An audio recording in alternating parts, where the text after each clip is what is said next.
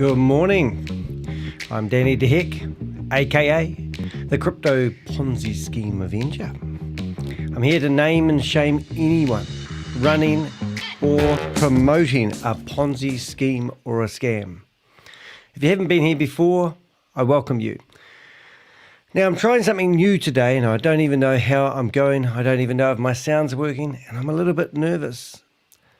I'm going to go over some of the stuff I went through yesterday, but something happened that I thought was quite cool. After streaming twice yesterday for, I think, about 7 hours, I stumbled across a YouTuber that was using some really cool software. It's called StreamYard. Now, I had used the software in the past when I was more into podcasting than I were into being a YouTuber.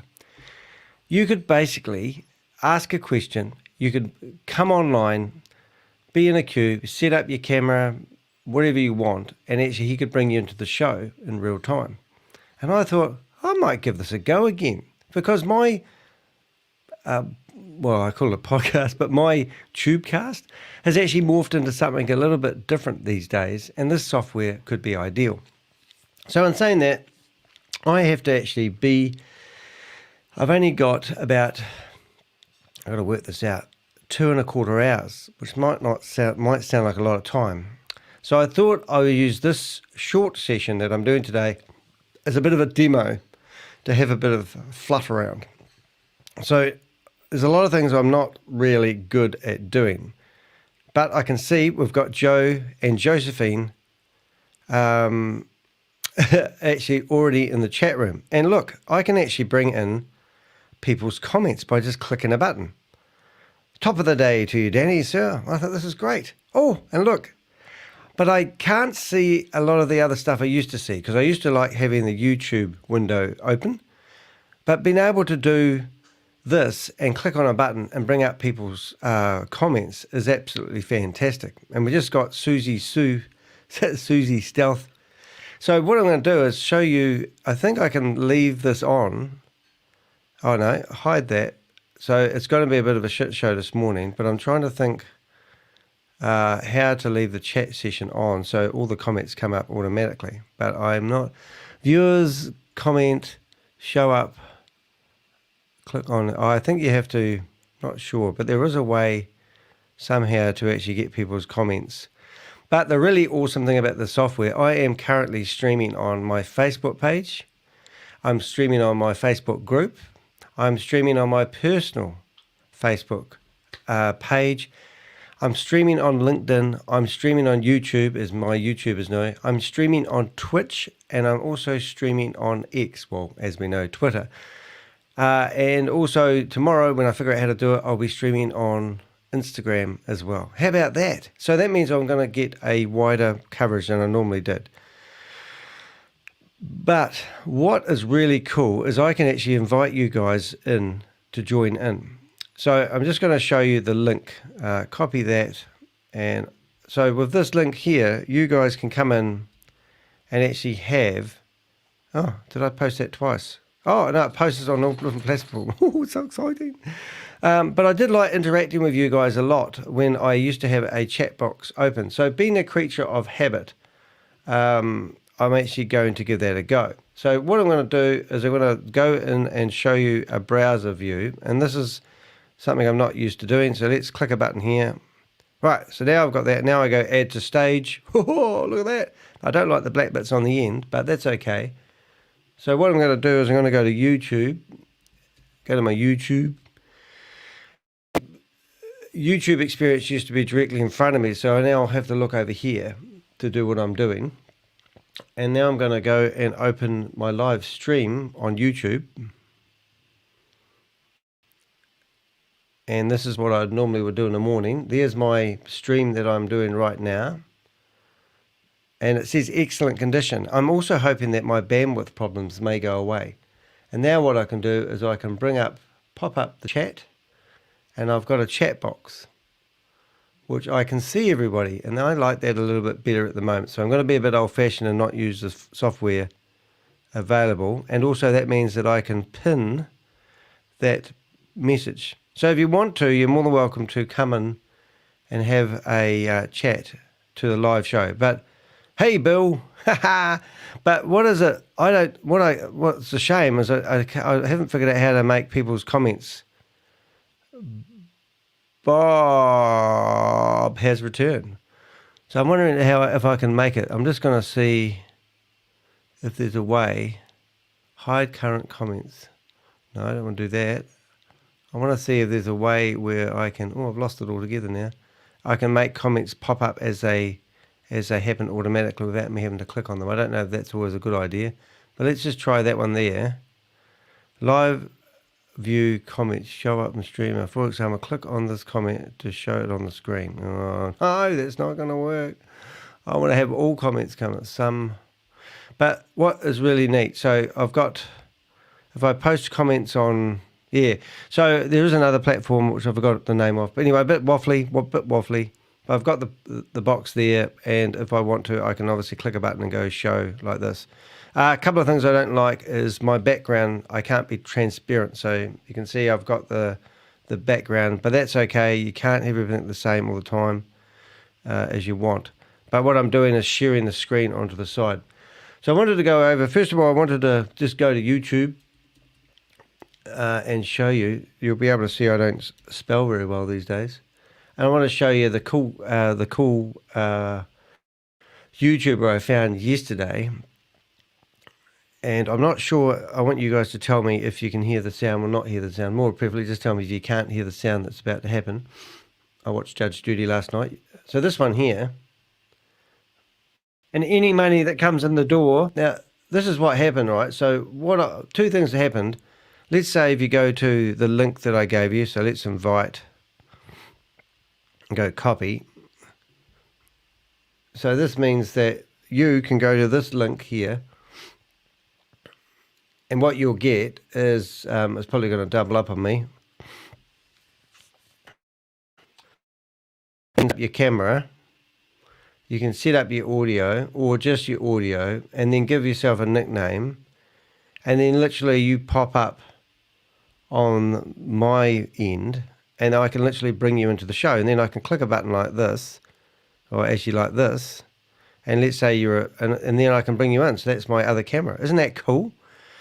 So I can ask questions and I can interview people, or I can actually have a whole list of people sitting here in the chat room that just pop in and pop out. Oh, it tells me how many people in the chat room there. Oh, that's handy. 10 people. Oh my God, already. Oh, so I'm really rapt about this. So I'm hoping this will be better going forward, because I've sort of morphed into doing, like I've had my phone set up and all sorts of weird things. And this, I think, is just going to be brilliant. And then the other thing I thought that was really cool is this box here, which you won't be able to see at the moment because Dan needs to click a button. So that box that I've just dragged into here. So when I'm doing my sneaky stuff, let me see it. I can just click a button like this and remove me out of that picture. But when I'm doing my sneaky stuff with going into these Zoom meetings, I can literally, hopefully, all going well, start broadcast. Oops, I'm going to have that problem. I have to take that function off. But now I can come here. I can go view, settings, window, support.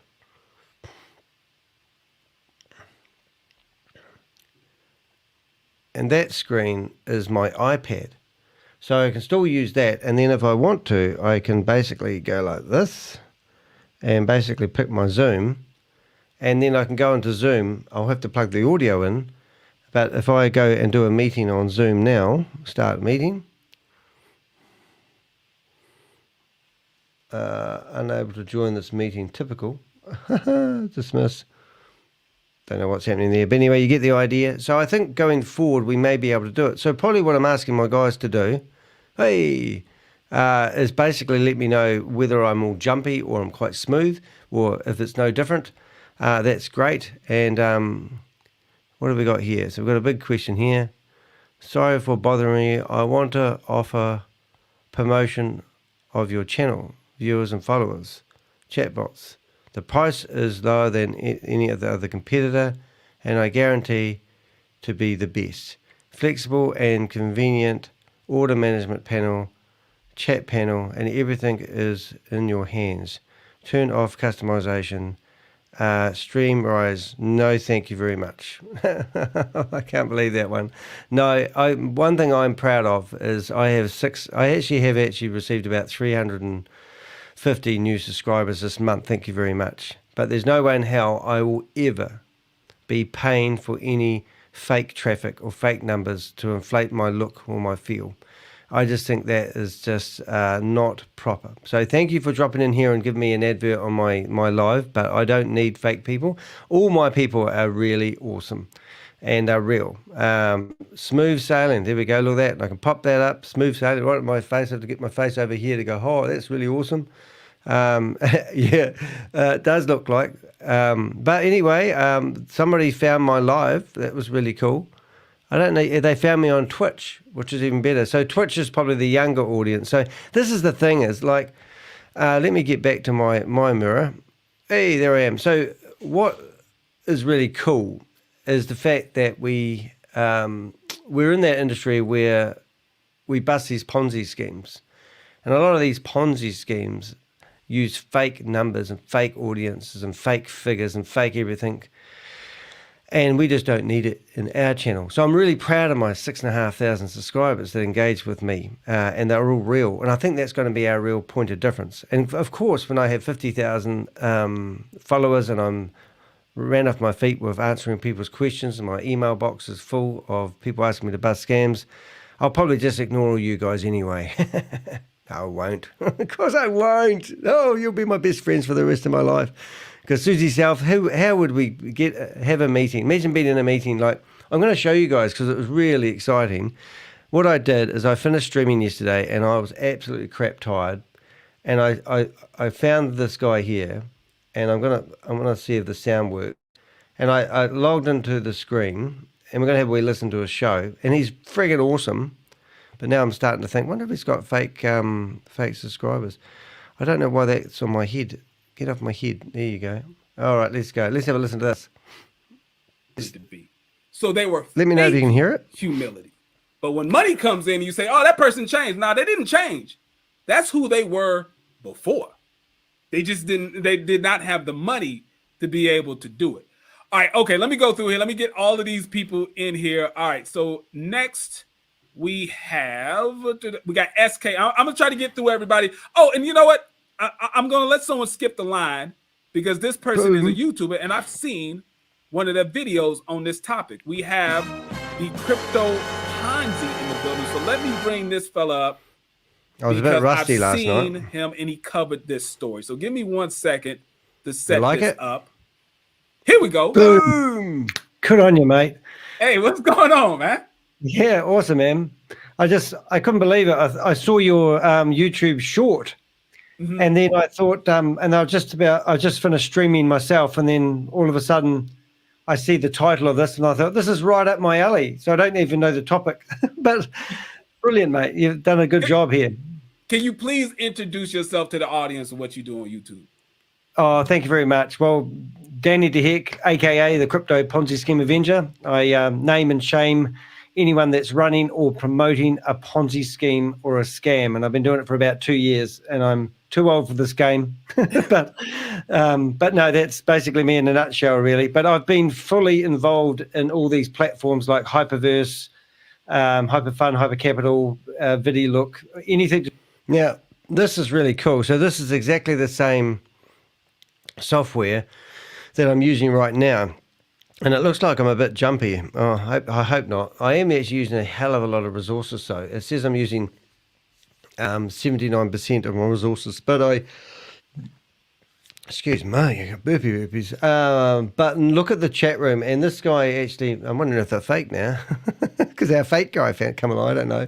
Don't think so at all, to be honest. But you look at the chat room and the interaction he's got going in this, and I'm thinking this is exactly the type of content I've got. So I'm going to persevere with this for probably a couple of weeks and see if it's something I've been missing the boat on, you know what I'm saying?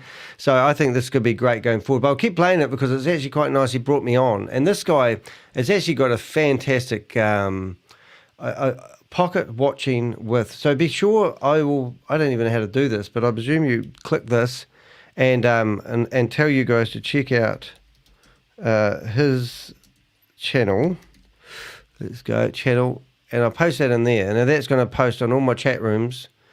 It automatically did. But check out his channel. This guy is a registered financial advisor who was doing a live stream about Bitcoin Rodney when he was arrested. There's a few things I haven't told you about yesterday. I was actually in a meeting with the guy that actually is going to be charging Bitcoin Rodney, which is actually friggin' awesome. I won't tell you about the meeting, but that's the sort of stuff I want to get into. I want to be able to help the men in black with information and provide it to them. But I didn't say that on here, but I am saying it here now. And not only that, I've found out some other information. I mean, because he was charged, he was actually trying to sell his assets and get his ass over to Dubai. And he tried selling, I can't tell you the whole lot because it would break confidence, but he was trying to sell his assets to somebody who knew the whole deal. And that's why they hurried and got him arrested, so he couldn't run away to Dubai because they would have lost him forever. So yesterday I'm sort of explaining a little bit here, and I'm trying to think, I'd love to be able to tell them what I've just been doing that afternoon, and my involvement. And also Sarah Martin, my Christmas present from Sarah Martin was the article she did about Bitcoin Rodney. And it was a day before, I'm going to try doing this. It was actually a day before she was going to publish the article that I'd actually sent her a link to the court documents to show her that I had found out that Bitcoin Rodney had been incarcerated. And then she rang me up and she says, "Oh, that was my surprise. I've just got it through all the lawyers and everything. I've got all the information I need. I'm about to publish an article. Please don't tell everyone. I want to get the jump on the story." So because of that, I did, and I used restraint, which I don't like normally doing, and we literally got the inside scoop. And that's why I did the, if you have a look, you'll see the timeline. It was actually really exciting. But when you're working with reporters and you're literally in a meeting, I literally was in a meeting with everyone last night, and I was, so what I'm getting at is we really are well connected at the moment. I've never been in such a good place for actually, gathering information and getting that information to the right people. There's been a lot of disappointments along the way, but if we flip to the screen here, you'll see the timeline of events. So first thing that we did last week is we had the rise and fail of Bitcoin Rodney and Bitcoin Beauty. And that, where was that? You can see that. So that particular article has actually got quite a bit of traffic actually for a live. Lives don't get the same amount of traffic as doing a video. Funny how they picked out that bit. But that was before the article. And then we had Jim do me this really awesome thumbnail of Bitcoin Rodney in prison. And that was us reviewing the article that came out. And then the next day, I actually had the court documents to go through. And I've got 7 PDF court documents of what he's been charged with. And the most exciting part is the fact that those court documents have now been sealed again. And I got informed that the reason why they seal them is because they are about to do more arrest. So then if you watch my other videos, you can see that I'm telling people that things are about to happen. Now, nothing's going to happen to a lot of the people. A lot of things aren't really interested. So if you wanted some sort of like semi-official information, I've been saying for the last 3 weeks that Bitcoin Rodney is going to be arrested and charged, and that actually happened. I've also been saying that Brenda Chanda is going to be arrested, and that is, I think that's it's definitely going to happen. But at the moment, let's just say she's been helping people so that she's useful. But I think she will still get arrested because she brought in $640 million for HyperVerse or HyperFund. And when you go back and look at some of my videos, you can actually see that she was, the day Well, I just have to sort of reiterate what I'm going on about, to be honest, because probably the videos that I'm most proud of this week would actually be the rise and the fall of Bitcoin Rodney. And if we just have a quick look at them, and I'll give you an idea of the... So all these... I'm looking for that lady again now. I'll turn the sound off. But all those people in there, a lot of them have come out of the woodwork. This was all about 3 different videos. So we've got a video there of Bitcoin Rodney basically putting on an event back in 2017. And there's a lot of influencers on the stage that aren't connected to his scams. Well, they might be, I don't know, and I can't throw them under the bus because that would be just not right. But we went through all of these people in here, and to be honest, back in 2017, I didn't recognize any of these people, except that there's one right there. I mean, that guy there, right next to Bitcoin Rodney, he was in the video that I looked at yesterday that I was showing some people. This guy's been in the game since 2017, and I wouldn't mind betting that he was one of the 36 people in the initial Zoom meeting that pitched Hyperfund or Hypercapital or Hypertech or to everyone. So going through these videos, don't underestimate the power of going through old footage and recognizing people. And it's like the missing jigsaw puzzle. So I actually got a video of him in the foyer addressing people, and this has been heavily edited, this video. And if you go through this video, the problem is what they were trying to do is find a video that actually had him saying HyperVerse in it, and I've got that video, which is brilliant. And but in here you go through this promotional video, and it looks like he's hired the boat for the day, the ship. But what they did is you had Brenda Chunga and him do 2 videos on the same day that looks like they're filmed on different days. And then we got all these people in her videos. And basically I've gone through, and since then I've actually produced top 10. I'm going to show you that as well. It's breaking up a little bit, but it's not too bad. I can see myself getting a bit jumpy here. But yesterday I managed to push, I think it's this one here.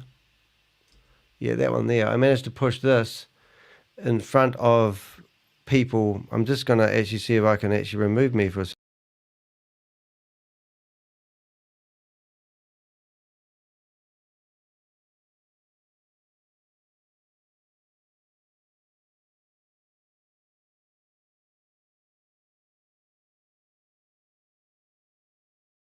Wanted people. So I managed to put that picture and email that picture afterwards to the men in black, which is friggin' awesome. So there I am again. So now I'm going to figure out how to get myself back again. So I'm going to go back to here.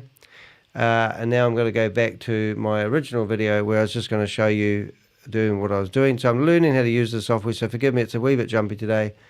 And here we go. I'll just carry on with this. To do with Ponzi schemes on a platform. I've got a database, and I've just...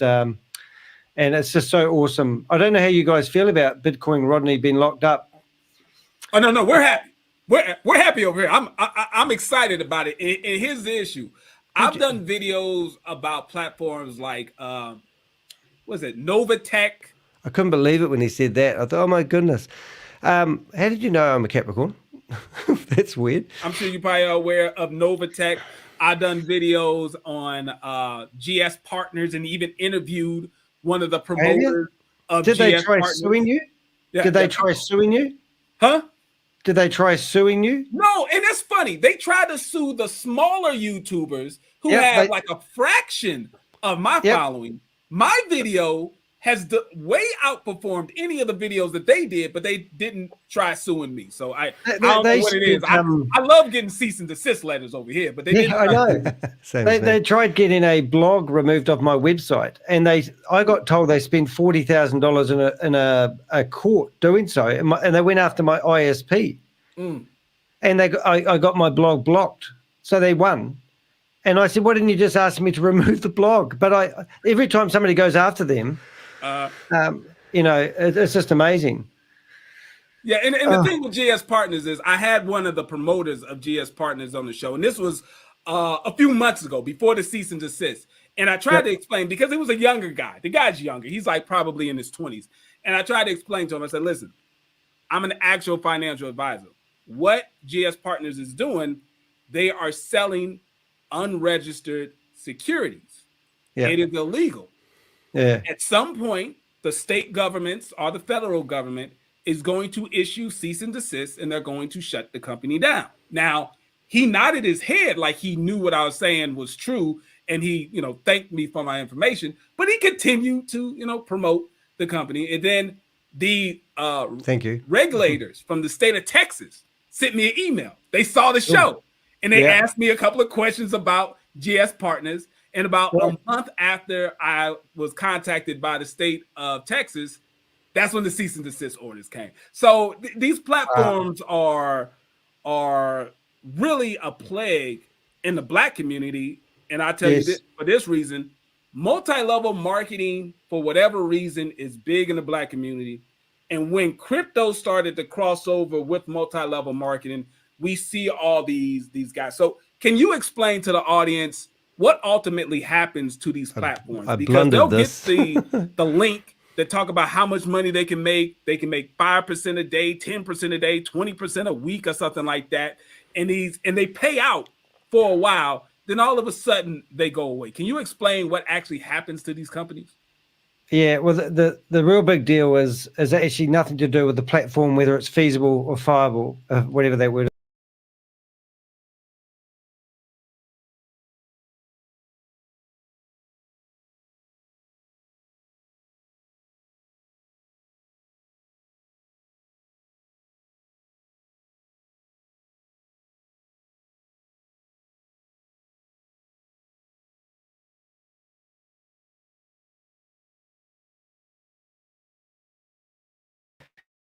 And then they're told that this is going to happen, the metaverse. Oh, interesting. We're going to launch. Thank you. That's all what this I need here, to and know. this is the hope. This is the dream they're selling. But the reality is, like at the moment, there's one called Boomerang, and they're doing arbitrage trading, and they're telling people to pay $10,000 to buy a license.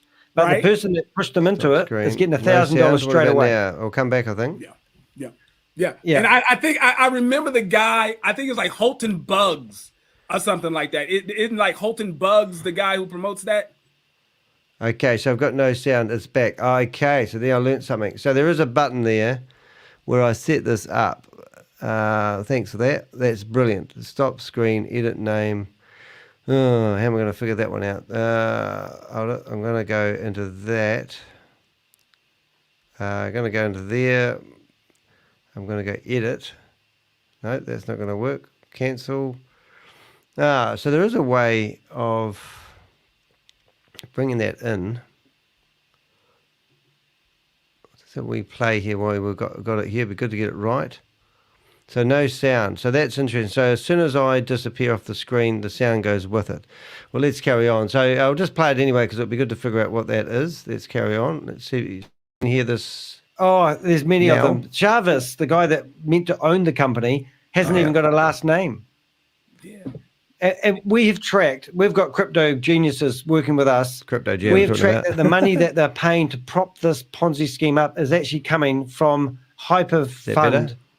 And there's four main organizations that seem to be changing money around in crypto, and we've followed it. And we've found out that, all these people are working out of most of the Ponzi schemes I've been busting have come out of the same building in Dubai. And the money tree is actually Did you hear all that the same. background And noise? they're shifting money around to keep these platforms going long enough. So it's taken 3 months for these guys to launch their Boomerang service. And now they've got something they feel was a product. They're now telling people to recruit. And that's how HyperVerse and Bitcoin Rodney, it's all about the recruitment and their teams. And it's just multi-level marketing, and they, like I've got Keith Williams. He's a guy that now lives in a £3 million house. I've been, they're living in this. He's got stage 4 cancer, this guy. He would have brought in, I reckon it's a $4 billion scam, HyperVerse myself. And they reckon that in 1 year, it brought in 1.3 billion. I can't even comprehend the money. And it's been going for 2.5 years. I'm actually embarrassing myself because I didn't actually really come across the way I wanted to. And I were actually, this is trying to catch up now. So let's see what happens. So camera, stop camera. I'm just going to go back to, we're frozen, haven't we? See, it's trying to catch up now. So we're going all jumpy. We're asking it to do a little bit too much, unfortunately. So maybe if I don't have everything open, I'm just going to shut in a few things. I presume you can hear me and I'm looking like I'm jumping around like an idiot. Am I right? I'm just going to fix a couple of, I'm going to get rid of a few tabs that may be causing issues. And hopefully that will bring us back. But sad really, it's not. Please post the link to start the video for viewers. Now it's actually pinned at the top, so if you want to come in and have a go, we can have a go. That's right, it's frozen. So what I see is what's broadcasting. So now it's back. Obviously just asked it to do too much. Now the fact that I'm actually streaming to, I think, 8 places at the same time is pretty impressive. We currently have 12 people in the chat room, which is pretty cool. He had 2,100 people in this chat room. I couldn't believe it. So it was really nice to actually be on his show. But what was really exciting is to be able to bring people into your show. So if anyone who's brave enough who wants to give it a go, please do go to the link and figure it out. Because if I can run a show like this and bring in and do voiceovers and also, like I showed earlier on, is bring Zooms in here. The beauty of what I were doing is I have a Zoom meeting on my phone, a Zoom meeting on my iPad, and a Zoom meeting on my computer. And also I can, with OBS, which is what I did use, I can have all those boxes. And I kind of like having the chat box in front of me, and I also kind of like seeing how many lives I've got. But I've noticed now that currently I can see that. So I'm going to be brave and shut down a box that could be distracting me and stay focused on looking at the camera and talking to my audience. So I'm 53 years of age and my birthday is actually this month. And I don't celebrate birthdays, would you believe, because I was brought up in a religious cult and I just don't have the joy. So every time when it gets around my birthday, I'm hoping like hell no one actually finds out when I was born. Because I don't like it. So it's a bit of a personal thing, but it's just something I was brought up with. I didn't celebrate Christmases and I didn't celebrate birthdays. So I'm glad they're close together. All right, so what else I wanted to show you was something pretty cool. So I thoroughly enjoyed being on his show, and I thoroughly enjoyed the fact that I could just pop along, and I'm going to go back to his show. So check out the Pocket Watching with JC, is it? JT. I was really impressed with the way he ran that show. Now I'm going to flip back here, but really onto it, guy. And to be honest, he's got 116,000 subscribers. But this is remember I said beginning of the week, I want to get on and be interviewed by these guys. And to be honest, a lot of this content that he's got, I haven't seen. But, would you believe that when you search for Bitcoin Rodney, let's have a look, Bitcoin Rodney, I noticed that one of his shorts come up. Rodney, probably arrested might be arrested. I can't spell it, but hopefully it will fix it for me. All right, so you can see this little short here. That's what actually got me in there the other day. So after he was the first person to do a wee short, and if you come down here, you'll see that I have also done a little short, and that was one of the 3 thingies that popped up when I did the show. So that intrigued me, and then I looked at the numbers he got on his short. I think he had like... We are the Breakfast Club. We got a special guest in the building. Yo. Bitcoin Rodney. Yo, what's up? What's up, Bitcoin Rodney? You the man. So explain who Bitcoin Rodney is. Bitcoin Rodney is the average Joe out here trying to make the above average decisions to help a lot of individuals close the wealth gap. A lot of times we as people get to the game too late. And since I've done pretty well in the industry, I want to bring everyone together and show them how to do the exact same thing I did or even better. A promoter of the HyperVerse crypto investment scheme has been arrested and charged in the U.S. for his alleged role in the scheme. with court documents claiming he was part of a network that made fraudulent promotional presentations to investors. Internal Revenue Service alleges Rodney Burton was part of a network that made fraudulent presentations claiming high returns for investors based on crypto mining operations that did not exist. Don't you listen to these funky ass niggas tell you shit. We are the Breakfast Club. We got a special guest in the cool, building. Yo. Bitcoin Rodney. Yo, what's up? What's up, Bitcoin Rock? But yeah, so I thought that was pretty cool actually. So what we do is I'm actually overwhelmed with the power of the internet at the moment. I'm actually overwhelmed with the power of the Guardian newspaper. Sarah's actually got another article coming out next week, but she's just keeping them rolling, which is really, really neat. But once, you know, like if you think about this, guys, let's see if we can find the Guardian. So we started with this article originally. And then Sarah, so the Guardian's been going since 1821, so it's a really old newspaper, and they publish in quite a few different regions. But she started with that article there, and when people first saw that article, they thought, "Oh my goodness, it's real lame. It's all about hyper fun. No one's really interested. It's a bit old." And she was even said that she spent, I think, about 3 weeks putting that article together. And she literally spent 2 days with the lawyers backing up all her facts. So she got that one over the line. She said it wasn't her favourite article because she had to remove gaping big holes in it. Okay, she did an article on Vera. So I've actually interviewed Vera. I put her in touch with Vera, and Vera actually told her story. Now, Carl, in our live that we did yesterday, was beeping on about how I was telling everyone that he had stolen $90,000 from Vera. That's not true, and I didn't say that. What I did say is that $15,000 of Vera's money went to HyperNation, and he was the person that advised her how to do that. She had already put $45,000 into HyperVerse and clawed back 23. And then when all the funds got frozen, there was a possibility where you could transfer your money from HyperVerse over to HyperNation. If I said that right, I think I did, yes. So that's where Carl stepped in and helped her, guide her, and gave her tuition on how to get her money from HyperVerse to HyperNation. And then when Diversal started up, Carl came back onto the phone. I got a couple of recordings, and basically he, over the phone, told her that what she could do is potentially move her money, that her tokens from HyperNation into this new Diversal thing. And then he introduced her to VAV and took $3,000 from her, gave her a bank account number to put the money into, which was really strange. That was what really alerted me. And that's why Carl, so I was quite interested. Originally, I did actually think Carl had actually been guiding her all the way along, but she'd got involved in online trading and put $40,000 into a platform.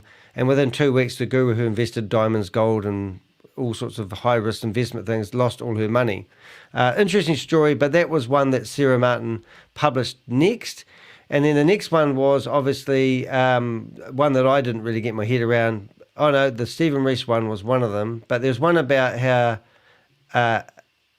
ASA, whatever it is, and that must be like the Financial Institute for Australia, like SEC. But this guy here failed to warn Australians about the Ponzi schemes that are coming out.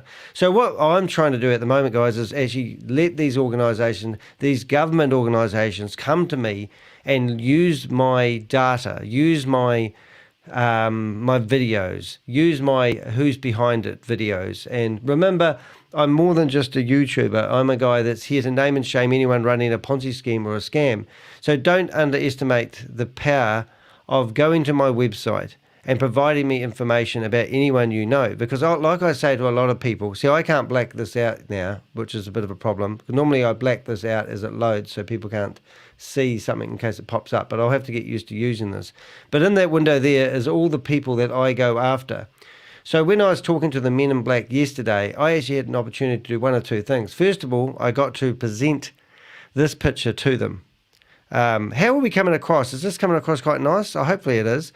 I've got different looks that I can do. I think this one here works quite well. So I can be down here. I can be beside it. I can actually bring it up to be like this. I can actually have other people on here. That's work. So this is the presentation mode. So with that box there, I got to give that picture to the men in black, saying these are American people. I can't do anything about Canadians. I can do something about Australians coming up. Oh, brilliant. That's cool. And then the next one is obviously this one here. You can see this is my database. So I got to show them my database. I got to go here and I go, well, I haven't got too much money on Bitcoin. So I searched for Bitcoin. Oh, look, it's got, they've updated this. This is interesting. So let's go to, what do they call him? Rod. So I searched in here for Rodney. Oh, they've updated stuff. Oh, that's cool. Got a new search box. That's flash. But this is what I showed them. And these are the videos that I've grabbed that I thought would incriminate him. And here I am, literally showing the people I want to show the content. And I said, has Bitcoin Rodney been trying to hide his activities? And look at this right there. I've got a clip that I got ages ago. But this is a clip which I will make it a bit bigger. Let's see if we can make it bigger. Let's see what we can do here. Make it bigger. It's going to let me do it. Yeah, oh, look at that. So that clip there shows videos of links to, this is Bitcoin Rodney tweets. I don't know why he just didn't delete the tweet. But when you click on those links, they don't go anywhere. That he's removed the videos off his YouTube channel. So he's trying to hide what he was been doing, which was absolutely fantastic. So I was really happy about that. And then if we keep going with Sarah's article, so she did this one about, I can't even read that now, sorry. And to be honest, I don't think I've actually read this article, but she's got another article about what Australians didn't do.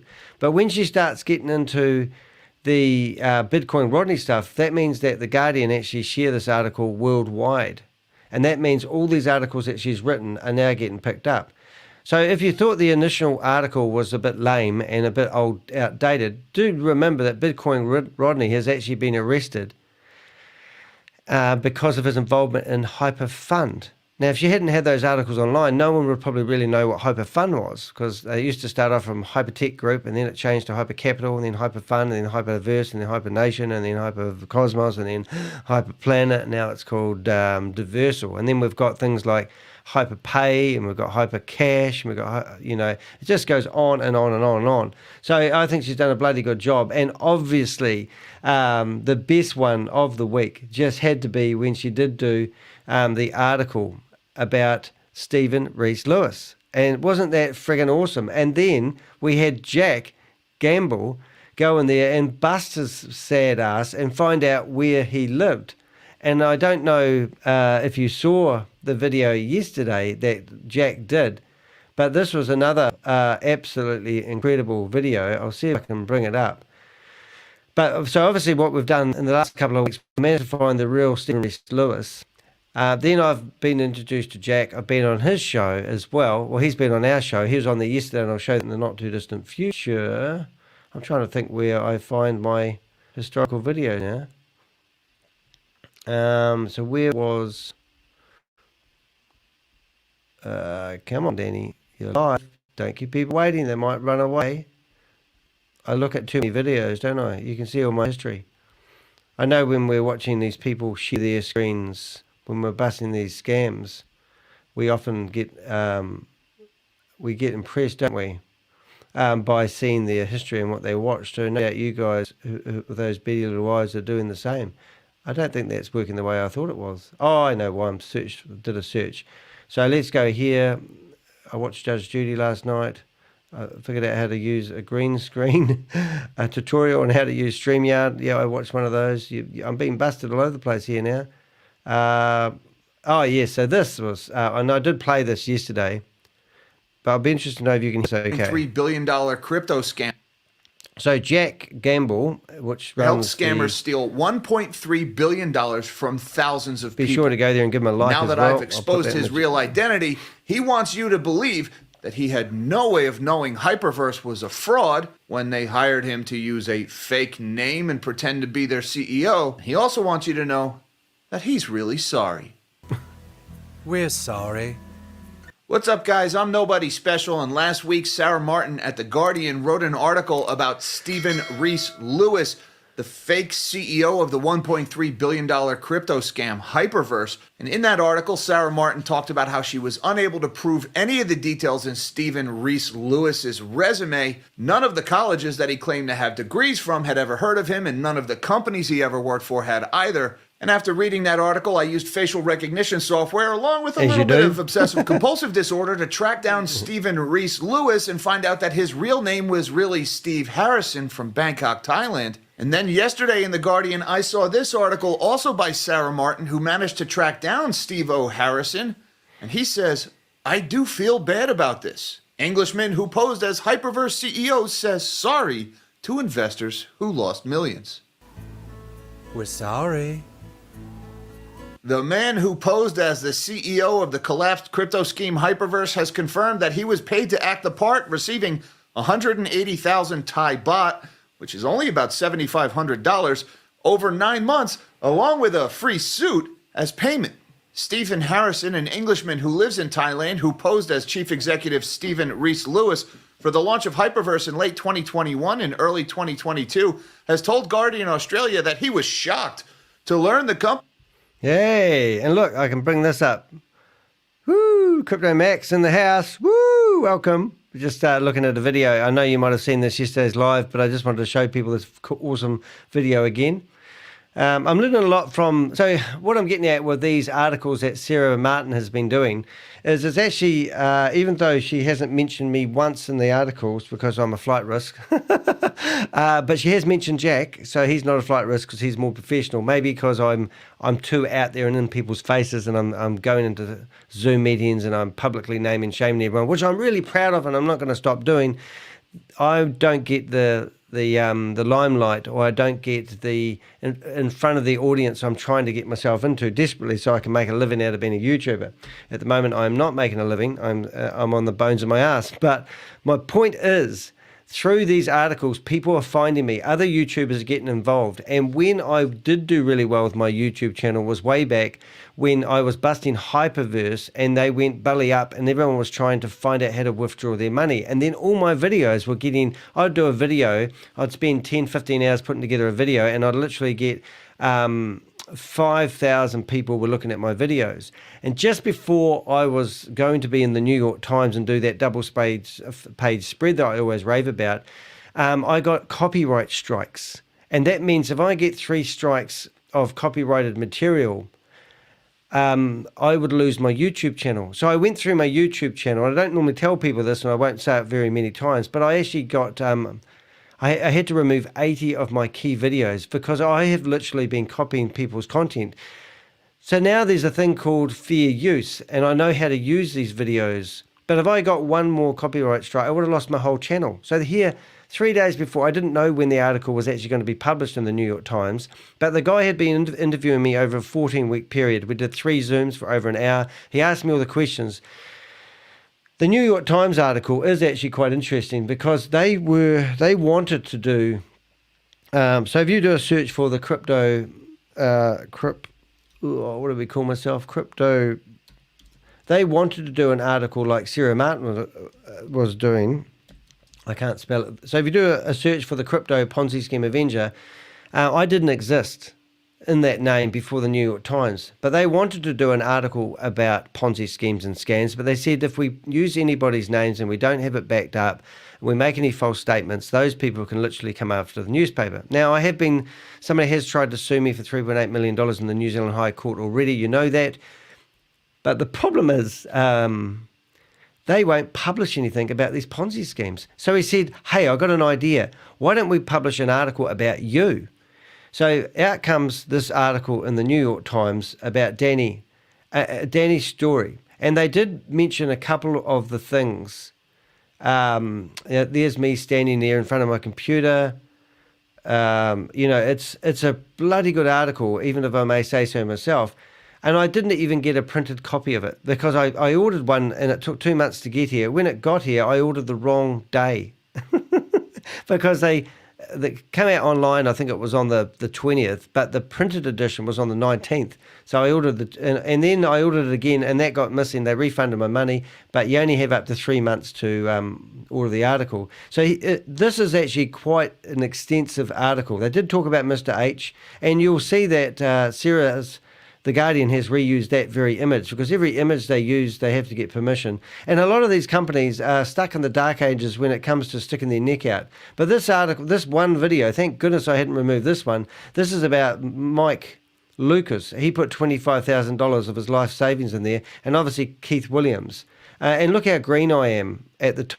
How much clout do you actually have in Hypernation? But there is one thing blatantly obvious, Keith Williams. You have made a ton of money out of this. Doing this in the name of God, stealing from the poor, and you're giving it to the rich. What the hell kind of person are you? And you're clad of VIPs. That you are good Christian. What a load of baloney. You have changed Mike Lucas's life, and you have fooled him out of his money. Get a life, you piece of shit. On that note, I went into my retirement fund. let's get Mike Lucas's money back. I just got very sick. What the hell is a global sales representative's job? What would you like to say to Keith Williams? The money that I saved all my life to retire off. This is the other side of it. This is the people you've stolen from. Are you listening, Keith? Are you listening to what Mike Lucas is going to ask you? I need my money because I worked all of my life to retire. Yeah, so when I go on about I've been in the New York Times, that's what I'm getting at, guys. I mean, that just about put a tear to my eye, to be honest, because I talk to Mike Lucas quite a lot. He's on the sickness benefit. He does actually work 1 day a week. And there's a guy that Keith Williams used to get on these lives with and tell everyone that he's changing lives. And his friend that rang me up just a couple of days ago, who's Keith's best friend, who had Christmas with Keith, said Keith is actually very sick at the moment. But Keith still is living in a £3 million house. And I heard that he's had $2.1 million clawed back to him from the IRD. His friend told me, now listen to what I'm saying here. They've clawed back over £2 million from Keith Williams. His best friend tells me I'm full of shit. The same people that told me that they were going to arrest Bitcoin Rodney, he's been locked up, incarcerated. I said that to the men in black yesterday. Why do you feed me such shit? They said, there's no way in hell Keith would actually tell anyone that on his dying bed, would it? Why would they? So they still stand by the fact that they've had over £2 million clawed back from Keith Williams. He already went to pay £1.5 million in taxes, pounds in taxes, and they refused payment while they investigated for money laundering. The same stuff, but there's no pending charges for Keith Williams at the moment. So it's like he's got away with it. But when I was in the New York Times, they didn't want to use names and they didn't want to use anything that could incriminate. So that's a very powerful article, and I'm so proud to actually be in there. But if you want to know why I had now, CoffeeZilla picked up that article and he tweeted one word. He got this article, picked it up, and he put strange. And over 1,000 people got stuck into me for being a nobody YouTuber with a few hundred subscribers at the time. And here I am doing all these videos back to back, trying to make my YouTube channel happen. And it was quite an insult, but I just deleted 80 of my top videos, which I actually have fed about 40 of them back online because I was risking it at the time. But now I'm doing things, I wouldn't say above board, but now I'm being a lot careful with the type of content that I put on. So it's been a bit of a victory. So the good thing about Stephen Reese Lewis, it attracted Jake Gamble. He found the real Stephen Reese Lewis. He obviously published, so now what Sarah's done is actually published an article about, she's managed to actually speak to Stephen Reese Lewis, and he's told his story, how he didn't know anything. And then that gives content to Jake. And then Jake come on our show last night and talk to us. And Jake's going to interview me on his show for a wee bit. But then I said to Jake yesterday, why don't we go after Ryan? Why don't we use all our clever skills and go after Ryan? So that was basically yesterday's meeting. So let's just carry on listening to this. Company had presented him as having fake credentials to promote the scheme. He said he felt sorry for those who had lost money in relation to the scheme. Sorry. A scheme which he says he had no role in, that is, other than the lead role as the CEO. And Chainalysis estimates that $1.3 billion was stolen in 2022 in the house. alone. G'day, mate. Nice to see you here. Sorry for these people, he said. We're sorry. Because they believed some idea with me at the forefront and believed in what I said. And God knows what these people have lost. And I do feel bad about this. We're sorry. But this is not just any ordinary sorry, folks. Stephen went on to say, I do feel deeply sorry for these people. I really do.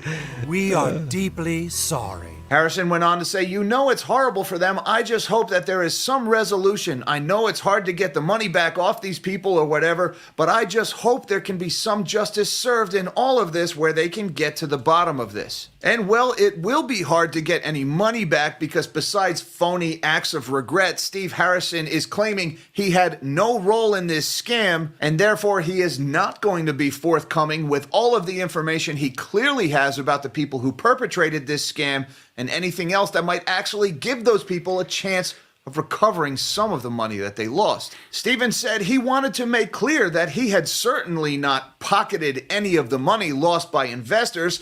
This is about 15 seconds after telling us he was paid 180,000 Thai baht for the role along with his free suit. But he didn't make any money, folks. Being an underpaid criminal doesn't make you innocent. It just makes you a lousy negotiator on top of being a lousy person. I don't think that meager paycheck he's claiming here is really going to do him any good in court, and it's certainly not going to do any good for the people that he helped to rip off. "I was told I was acting out a role to represent the business, and many people do this," Harrison said. Yeah, lots of people pretend to be the CEO of a multi-billion-dollar international crypto fraud. He said he trusted his agent and accepted that. After reading through the scripts, he said he was initially suspicious about the company he was hired to represent because he was unfamiliar with the crypto industry, but said he had been reassured by his agent that the company was legitimate. Steven seems awfully eager to throw that agent under the bus here. Steven goes on to say, "I went away and I actually looked at the company because I was concerned that it could be a scam," Harrison said. "So I looked online a bit and everything seemed okay, so I rolled with it." So here Harrison is admitting that he suspected it was a scam, that he knew this was not a work of fiction, that they weren't filming a movie here, that he was being portrayed as a legitimate businessman, and yet he went on to pose with a fake name and a fake job title for promotional materials. Harrison said he had been told in his second recording that he needed to use a fake name. I asked why, and they were like, "Well, you know, you're an actor, you're acting the role, you're presenting the business," and my agent said, there's that agent again, "Many people do this in the business, this is perfectly normal. Yes, if I had a nickel for every perfectly legitimate business that hired an actor to pretend to be their CEO under an assumed name, I would have no freaking nickels." And the Guardian article even goes on to mention me in this channel in the 20th paragraph. After Guardian Australia's report, a US-based YouTuber, Jack Gamble, revealed Harrison's true identity, and this prompted Harrison to come forward to share what he knew. You're goddamn right. Now, as of the making of this video on January 11th, Stephen Harrison remains a free man despite his obvious involvement in an obvious fraud that ripped off thousands, maybe tens, hundreds of thousands of people from all over the world. This guy is yet to see a set of handcuffs. But if and when Stephen finally does end up taken away in bracelets, he will not be the first one associated with this scam arrested. Check this one out. Also in The Guardian from a few days ago, HyperVerse crypto promoter Bitcoin Rodney arrested and charged in the U.S. A promoter of the HyperVerse crypto investment scheme has been arrested and charged in the U.S. for his alleged role in this scheme, with court documents claiming he was part of a network that made fraudulent promotional presentations to investors and potential investors. Rodney Burton, who goes by the name Bitcoin Rodney, was arrested in Florida on Friday and remains in custody pending transfer to Maryland, where the charges were laid. He's been charged with operating and conspiring to operate an unlicensed money transmitting business. The IRS alleges in court documents that a network of promoters of the hyper schemes made fraudulent promotional presentations for an investment operation that generated revenue from Bitcoin mining, which the IRS alleges did not exist. It is the first time charges have been laid against anyone involved in the HyperVerse scheme. Boom. And much like Steve Harrison's phony shock at being used in a crypto fraud, imagine my phony shock that this guy ended up being a crook. Here he is standing in front of his purple Lambo with his name on it, wearing shorts with his initials on them, and a t-shirt with his name on it, and a hat with his name on it. And here's that purple Lambo again with a rear license plate with its name on it. A purple Lambo that is in the process of getting repoed here, coming soon to a police impound lot near you. There goes Bitcoin Rodney's purple Lambo. And I just want to take a moment to send a shout out to Danny DeHeck, aka the Crypto Ponzi Scheme Avenger. Danny's also got a YouTube channel. I'm going to put a link to that down below. A lot of the research and the investigative work that exposed the HyperVerse for being the fraud that it is was done by Danny along with several other crypto sleuths that have been working on this for the better part of a year and a half. So head over to Danny's channel, hit that like button, subscribe, and tell him nobody sent you. He deserves a high five for the work he's been doing to protect investors from these crooks. So long story short, when the HyperVerse people approached Steve Harrison and asked him to use a fake name to pretend to be their CEO, he had no way of knowing this was not a legitimate business other than the fact that they had just asked him to use a fake name and pretend to be their CEO. He wants you to know that he's really sorry. I'm deeply sorry. Just a reminder, folks, that everybody is sorry after they've been caught. And just like Sam Bankman-Fried and every other crook that's ever been exposed, Stephen Harrison is of the unique disposition that he's innocent, that he had no idea it was a scam. But don't worry, folks. He's really sorry. Oh, God. We're sorry. Don't you believe those fake words of remorse for a second? Not only has he stolen from thousands of people, but now he's insulting their intelligence by feigning ignorance. And this guy clearly has information that can lead to the arrest and the breakup of this crypto fraud all over the world. He's withholding that information to cover his own butt. And if he really cared about his thousands and thousands of victims, he would come clean with that information. But he won't do that because he's a liar and a crook. Until next time, live small and dream big. How about that, guys? So that was really cool. So what got me excited about that was obviously I'm sort of getting out there a bit more, and we've actually got quite a few new subscribers lately, which is absolutely lovely. So I think it's quite good. I think this format's working out really cool. I would love somebody to come be brave enough to actually see if we can come in. You don't actually, Richard, I'm hoping that you'd be keen. If Richard's truck is broken down again, so Richard's probably walking around a hotel room wondering what to do with himself, or maybe catching up with some sleep he hasn't had for the last 12 months. What I wanted to show you was yesterday's live, because we actually had some really good stuff happen. Which I don't know how to find my own live. So if you are on my YouTube channel, remember my community area. I need to actually use that a lot better. So one thing I should have done, which I didn't do, is I'm going to go back, and the first thing I'm going to do is I'm going to find, hopefully I can go back to, yes, this video here, and I'm just going to make it small screen, default view. So if I see any good videos like you're looking at there, Hyper Fun, there's that guy again. So what I normally do is I grab the show notes, and I'll just grab those, and then I go share, and then I go create a post, and I basically post, hopefully I'll be able to post that there, and I just chuck that in there, and that will turn up in my community area of my website. And now I just need to see if I can reverse the process and find, there it is, pending stupidity. Steve Harrison here helped scammers steal $1.3 billion. Seems like it's got a bit, it's keeping quite slow. So Steve Harris, fake CEO, and we'll just go there. And then we go share, and once again we go here, and we go great.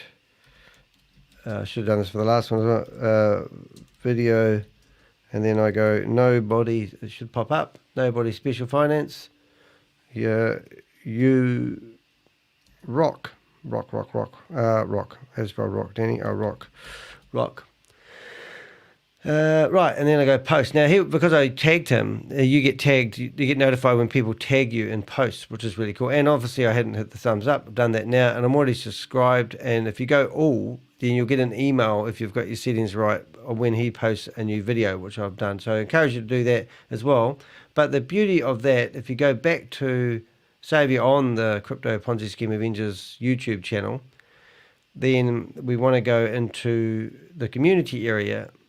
And in the community area, you can now see there's videos in there, and you can actually come along here and like these, and you can post comments. And I get quite a bit of interaction. So when I knew that Rodney was actually getting incarcerated, and I wasn't allowed to say anything. I actually had gone into my community area and posted the fact that that was happening, and we have 14 likes on this comment. So there's quite a bit of chit-chatting and engagement that you can have in that area. And, so don't underestimate the power of going in there and having a wee nose, because obviously we've got Crypto G's, you can like that. But that means people can just click in here and go straight into Crypto G's video. To financial records or blockchain data. I cannot provide factual. And when you do your next video, Crypto G, you're going to turn the sound up by at least a third, because that is too quiet. And I don't even think I can do anything about the sound now with this new program. About specific Bitcoin transactions or where you see how quiet that is? Now, the sound is here. Turn it up here, and I don't think. Traceable on the public. By searching the blockchain, so that's me full sound. The flow of a specific amount of Bitcoin from wallet address to wallet address over time. And if I put it where I normally have it, just so you know while you're there and you're listening. But by all means, but yeah, so that's what I'm getting at. But anyway, what I wanted to do is I wanted to go have a look at yesterday's video. I have to go to work today, and I think my boss is out running at the moment. But I think he wants me to start at 8:30. So we've actually got about an hour to go, which is quite cool. But I'm still looking for a volunteer to come on here and jeopardise their future career. All right, so I think it was yesterday afternoon. I'm trying to think what was yesterday's. Oh, that's right. So we had a disaster with my afternoon broadcasts a day and a half ago, simply because I don't know which one. Oh, I don't know which one. I haven't done the timestamps. I think it was that one there, actually. I'll just have to bring it up and have a wee look. I'm looking away. Hey guys, how you doing? Nice to have you here with me. If you're just tuning in, I'm Danny. I just want to see if this was the one. Do we have Richard? Oh, it is the one. All right, so what I'm going to do, I'm just going to play around. Now I know what I'm doing. I'm going to have my live stream software here. And I'm going to move my screen over here. Oh, that doesn't work. All right, so I'm going to actually have to reshare the screen and see if I can do a presentation, share screen, and I'm hopefully going to be able to share a window instead. And I think this is going to be nicer going forward. Share. That works out all right. Oh, well, that's going to be better now. I'm going to look more straight on. I'm learning, guys. I'm learning. So I'm going to put that there. And what I wanted to do is I wanted to just go over yesterday's meeting. And I've got two I want to do. But what was really cool about yesterday's meeting is we did actually hook into the meeting of We Are All Satoshi, or Boomerang. And we listened to Jarvis go on. And I'll just bring up the part there. So I haven't done the timestamps of both meetings because I've been a bit busy. But what amazed me is I actually think they're actually really on their back foot at the moment. So Jarvis is really trying to keep the hype going as much as he can. And it's just not happening, I don't believe. He looks like a smug caterpillar. But when you listen to him... the one who isn't looking for bigger profits. As you said on the UK, who doesn't love money? So what's happened in the last wee while is they've actually lost their domain name. And I don't know if it's been seized or what is actually happening. In fact, I was hoping we'd be able to find out with some guru. So what I was doing as a joke, I was telling people that they actually have now amalgamated with Russia, because if you go to weareallsatoshi.ru, you obviously see the Russian website, which is quite alarming. But if you went to their official website, which is AU, it's broken. It's gone. So they've rushed out and they've gone out and they've set up a new... Now, one of our guys, which is George, George has actually gone out and bought every domain name known to man to stop them from buying them. So he says, I don't know, so which is a bit of a laugh. But to get a WAAS.network domain name is actually quite alarming. For one of quite a few reasons. The first thing is I know how easy it is to actually clone a website. So somebody could have theoretically ripped off the We Are All Satoshi website, and they could have literally just gone and got a domain name and they could start up another website. Now, this would be a great way to actually cripple them in a way, because you could start up multiple websites. For example, George could start using some of those domains he's got, set up a website, claim he's them, and when you click log in, it will take you off to a login screen, and you could put your username and your password in there, couldn't you? And then we're clever enough to know that we could collect that password, and we'll get your password to your We Are Satoshi platform, and then we could log in to the real official site. But you'd think that Jarvis would have addressed the fact that they've got a new website and this is the official website, but he didn't. So I don't know what planet he was on, but anyway, so that's sort of a real big security fraud thing. And the problem they were having is the captcha, which Google has. If you enter in a username, normally see this robot captcha, so no one could reset their usernames or passwords.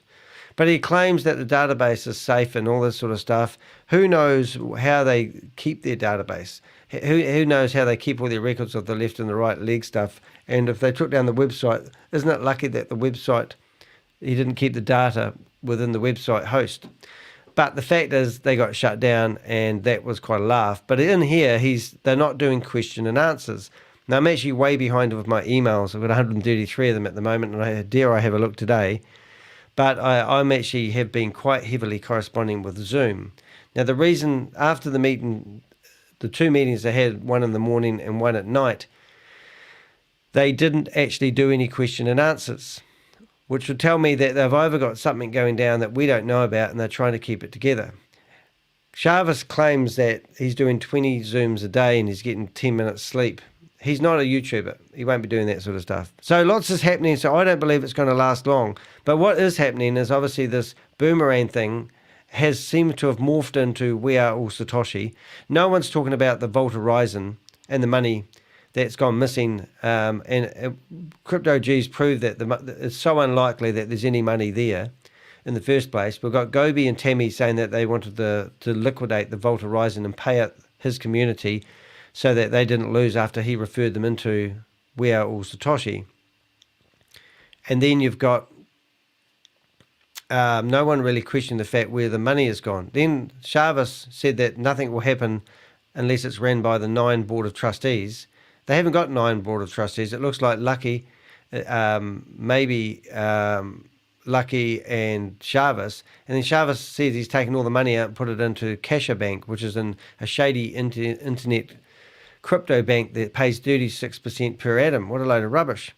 So there's just so many things happening at the moment. I don't even know why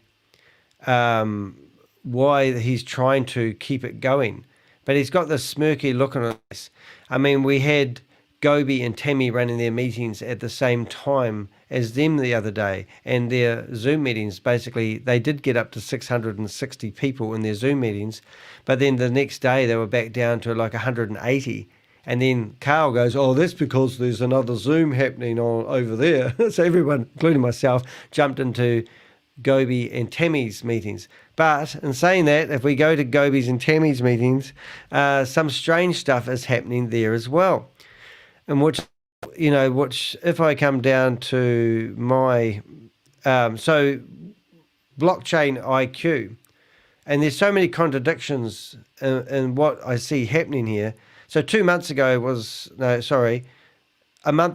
last time they did anything about We Are All Satoshi. So you go to their videos, and that's it, a month ago. Then you go to their live section, and we've got 2 weeks ago they did a live. Now, they were scheduling to do this, I think, fortnightly. I thought weekly. So something's happening while they're not doing it. They've only got 631 views in their lives, which isn't a hell of a lot. I think I get more than that. And so Tammy and Gobi seem to have been, gone. Is Richard here? Has Richard got out of bed yet? I haven't seen him here. I'm just reading some of the messages. I'll pop that one up on the screen. The Board of Trustees are now having an affair. Oh, so it's Joe on the Board of Trustees, is it? Oh, I don't want to think about what they're doing. So we go into that.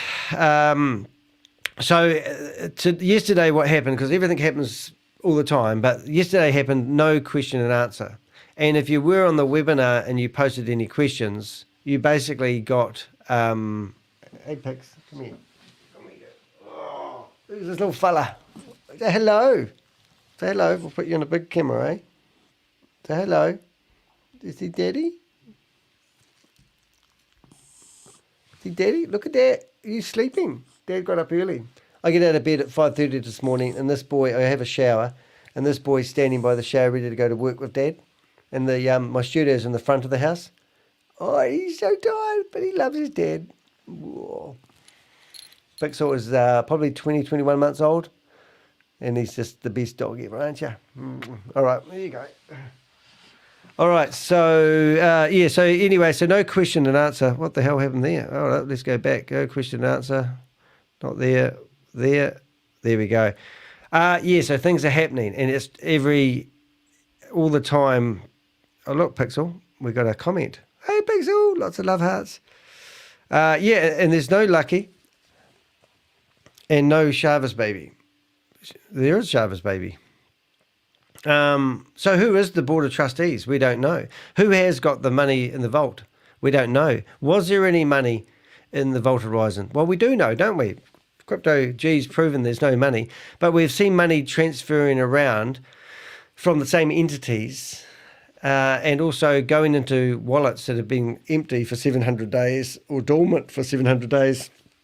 This is a criminal network. And so my point is, this is really shit's getting interesting because we've got a bit bigger. So what I did yesterday was when I was doing the live, I obviously had, I played Jack's video. And then while that was happening, I was messaging Jack and saying, why don't you come on? And he said he's a bit over-screened at the moment, but he's going to have a bite to eat, have a shower, and then he was going to pop in. So in the meantime, what I did is we showed some stuff. We watched his video. We did a bit of a search on the internet. We found even the Rolling Stones have published about Rodney and some of the articles that Sarah's written. And then we got Jack in here. And this was really interesting. This is where that's good because this job pays really, really poorly. I've noticed that. I mean, one of your members just came along and gave me a super chat, and that was really nice. I thought that was pretty cool. I saw. I know. Did you? Yeah, Mr. KDM. Yeah, are you going to have words to him about that? Going off to other people's channels? Yeah. Let's discuss my cut, shall we? No, that's all you. Thank you, KDM. That was nice of you, by the way. He's a good guy. He's been on my channel for a while. Yeah, you do get your regulars, and I think that's sort of what I enjoy about this. And it's like I got up the other morning, and it was 7 o'clock because I should have woke up at 6 o'clock, and my body said no. And I went, okay. And then I woke up and went, oh, no. And I go in there, and in the chat room, where's Danny? Danny, where are you? And it was like, great. Do you, when you do your lives, do you have them like pre-programmed the time slots, and then like do you schedule them? That's the word. I schedule it about a half hour in advance. I mean, I do it the same time every day, so people kind of expect it now. Yeah. You almost start to get two separate audiences. You get the one audience that watches the live streams more regularly, and then you have another faction of your audience that watches more of the regular videos. Yeah. Some overlap, but that's I usually only schedule it about a half hour in advance. With the morning show, you don't even know what you're going to be talking about when you wake up. So the first hour and a half of every day is utter chaos. As you know, I've got about an hour and a half to figure out what's going on in the world, come up with a presentation, put it together, figure out what I'm going to say, post it, type a description, a title, everything like that. And so, the mornings start pretty chaotic. I just thought you might have had a simpler way of doing it because I'm sort of sitting here at the moment going, oh my God, this is hard work sometimes. It is good, but it's because I used to do videos only, but then what I found that I'd be doing a video, recording it. First of all, you research the hell out of it. There goes 2, 3, or I'll just have a look at 4 hours, or the 5 hours, and then it's 11 o'clock at night, and then you think, oh, I've got to record it now because I've got all my tabs open. So then you record it, it's 1 o'clock, and then you think, oh my goodness, it's going to take ages to render it. I'll just stick it into a thingy and let it render while I sleep for 3 hours, and then get up in the morning, upload the video, and then think, I need a description. And then I thought, I better do timestamps because I do long form stuff and I piss people off. So then you think, I've got to sleep, I think, and then I'm tired. And then you think, oh, I'm ready for my next one. Something like that. Yeah. I forget to eat. I don't forget to sleep very much, but I was watching your stream, a couple of minutes ago, and I was sitting there with the wife, just trying to scarf some food down. I felt terrible because just been working all day. Yeah, no, yeah. So there you go. There's the life and the perils of a YouTuber. Hey, but what was really cool? We went into a deep dive, and I said, "Well, hey, have you found Stephen Reese Lewis, Jack? Why don't we go after looking for Ryan?" And so, if you wanted to go back and listen to yesterday afternoon's show while I'm off working today, this is actually literally the house that Ryan. We found out he's researched a lot of the stuff already, and he's found out that this house was rented $100,000 a month, I think he said. And we went through some video footage I had, and then I said, well, let me show you a Twitter account that I've been keeping an eye on. And this is actually really exciting stuff because it's sort of like regurgitated stuff that I've already seen and a lot of us YouTubers have already seen. So we're not 100% sure. But this is live now. This is not recorded. But here's a Twitter account where there sort of seems to be dropping hints about where Ryan Jew is. So I'll just chuck that in the chat room. And this one here is pinned at the top because this is a Chinese official, Mr. Wong Dang, whatever his name is. And theoretically, what the person's alleging is the Chinese official is some way connected to Ryan Zhu. But if you go through here, you'll see that there'll be a post that's posted on the 13th. Oh, don't understand much. But this is posted on the... How can that be posted on the 13th? Oh, it's a repost, is it? Right, so this is posted... Hold on, this is not making any sense to me. This is posted on the 13th of July, 2023. Are these... Oh, these are shares. So they're shared onto that. That is a very nice dress. Just saying. Stay focused, Danny. Stay focused. Oh, look at that. So if we go... What am I doing wrong here? Oh, it's pinned. Have I pinned it? I haven't pinned it. Have I pinned it? I'd follow. No, I haven't. All right, let's go back here. I must have clicked on something accidentally. Ah, I did. So 1 hour ago, there's been content put on here, and a lot of it's in Chinese. And, you know, like, oh, this is much better. This is going very fast now, isn't it? So somehow you can translate this to English, but I don't know how to on a web browser. But apparently you can do that quite easy somehow, but I can't do that. All right, so let's have a look. So here's a whole lot of crypto addresses. You want to figure these ones out. But the thing is, if you follow these addresses that they've given, oh, look at that. Yes, I understand that. But that's all meant to be a clue to finding Ryan Jew. And every now and again, I get these other random photos. And these people are meant to be part of the criminal network. I'm not saying they are, so don't sue me because I've been sued enough lately. But what was funny about our interview with Jack, he was telling me about this company, Task Force Company. And I go, yeah, I know them. He goes, how do you know them? And I said, it's all in this Twitter feed. And there's a criminal, not a criminal network, but there's an organisation out there that basically, I don't know what this is all about, but this has just been posted. I've never seen that photo before. I've seen that one a few times, and then I stopped and looked for a while, and I looked again, and I thought, no, I'm not sure if I've seen that photo. And then I thought, no, I think I have seen that photo. And then I thought, people are going to figure out what I'm doing instead, so let's just carry on. But all this here, so who's this lady, who's that car, and who's that username at the bottom? So there's lots of investigation, but one of these people in these photos will probably still be in contact with Ryan Zhu. That's my point. And in here, lots of clues, because a lot of the photos, if you keep going, like this lady here, she's got some big guns, okay? So I've just put the link of that in here, and I said to Jack, why don't we go about making it our personal vendetta to find Ryan Zhu? Because he's got connections with Binance. We've got, this is a photo, this guy in the middle there, that I don't even see my mouse going around and around. Well, that is Mr. Wee, who was originally in the original company. What one was it? Blockchain, I think Blockchain, I've forgotten, but Sam's company. So, you know, so we can follow these back, but we haven't had anything recent. So there's two things I think, and so with Sarah, the reporter, because she's been right through this as well. We believe, and we need your help to find, you know, this one is here when they're all together. There's Ryan Jew, obviously Sam Lee, and not Jaden Wee, but I've forgotten his name, Alan Wee, that's who it is. That was when they were running the company Bitcoin Group, And that was way back in 2014. And that's obviously the photo of when they basically went bankrupt or whatever it is. But there's lots of pretty ladies, there's lots of nice sports cars, but we had a good look at that with Jack yesterday, and he had never seen it before. So when I showed him the photo of these guys outside this house, here's a check that Sam Lee was giving away that was 200 and actually million. Spend it. Otherwise, you know, all this stuff is a life. And that was in 2020. So that's 3 years ago. And then I showed him some pretty, some stuff he hadn't seen before. You know, all my stuff that isn't on here. And I wanted to show you, oh, there it is. So look at these photos here. Have a look at this. It's all about them training. And I think this could have been. So these photos here, if you look at one of those photos outside the house, this is the actual house that they rented. And they've got guards' arms. Now, Jack goes, oh my God, that's in California. And he said they're not allowed firearms out in public like that in California. I said that's quite interesting. So that was really interesting. So I got a lot of insights by going through this stuff with Jack.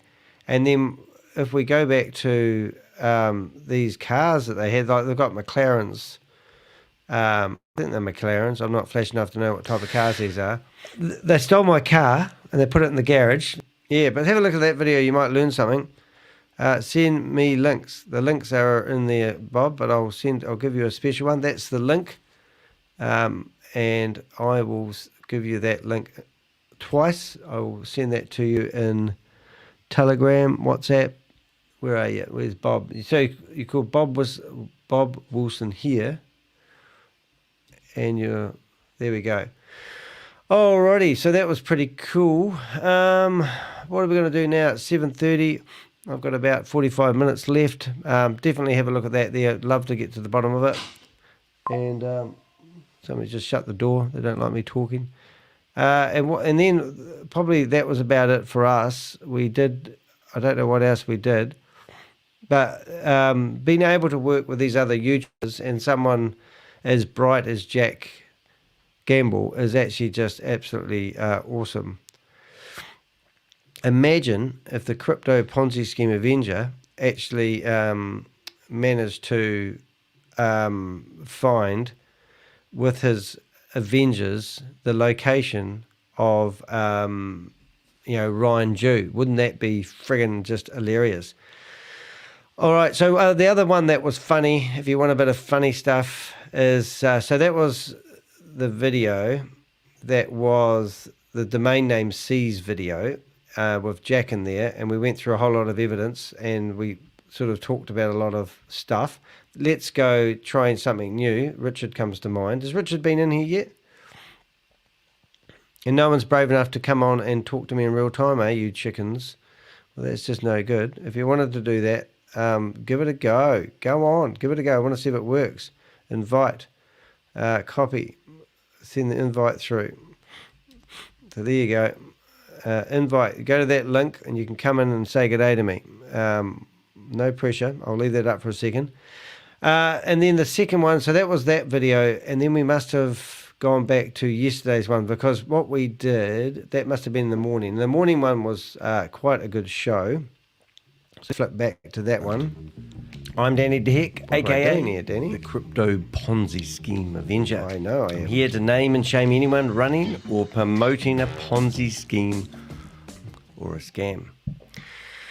Don't quite know how to start. All right, so what we did, be honest, is yesterday's live stream in the afternoon was a shocker. Oh, so what I was actually doing is I was literally really trying hot. to... It was overloaded, and it seemed to have a few issues that it didn't really tell me what was going on. Trying to... But I thought I'll leave the stream online.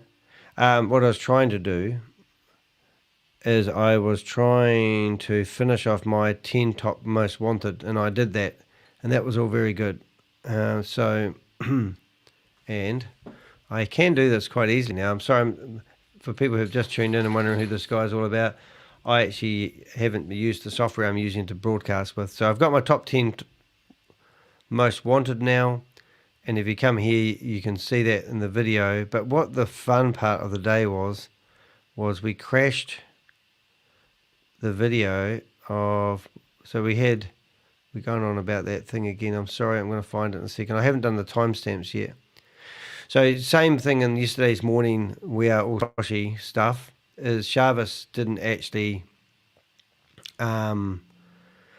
he didn't actually do any question and answers, and I reckon their Zoom meetings have been broken. So that was quite funny. I must check my emails and I'll let you know.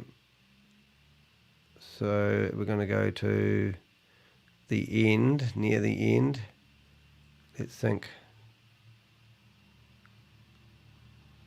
Where are you? Did I get there? Oh, have I not done that? Whereabouts was it? I thought I crashed, we crashed those guys' meeting again. Maybe it wasn't. I'm talking about Al Green, if you're wondering. Was that yesterday morning or yesterday afternoon? Oh, I must have done yesterday morning's meeting. Maybe I've got it wrong. I've got to find it because it was really funny. Oh, it must have been the same meeting I just did with Jack. So that had terrible. Oh, I've got to find it. Understand how multi-level marketing works. So, but this lady, she had a whole series of cartoons done. And it was like a love affair between her and Sam. Maybe I didn't record what I thought I did. But the real cool thing about it, which I was trying to sort of say,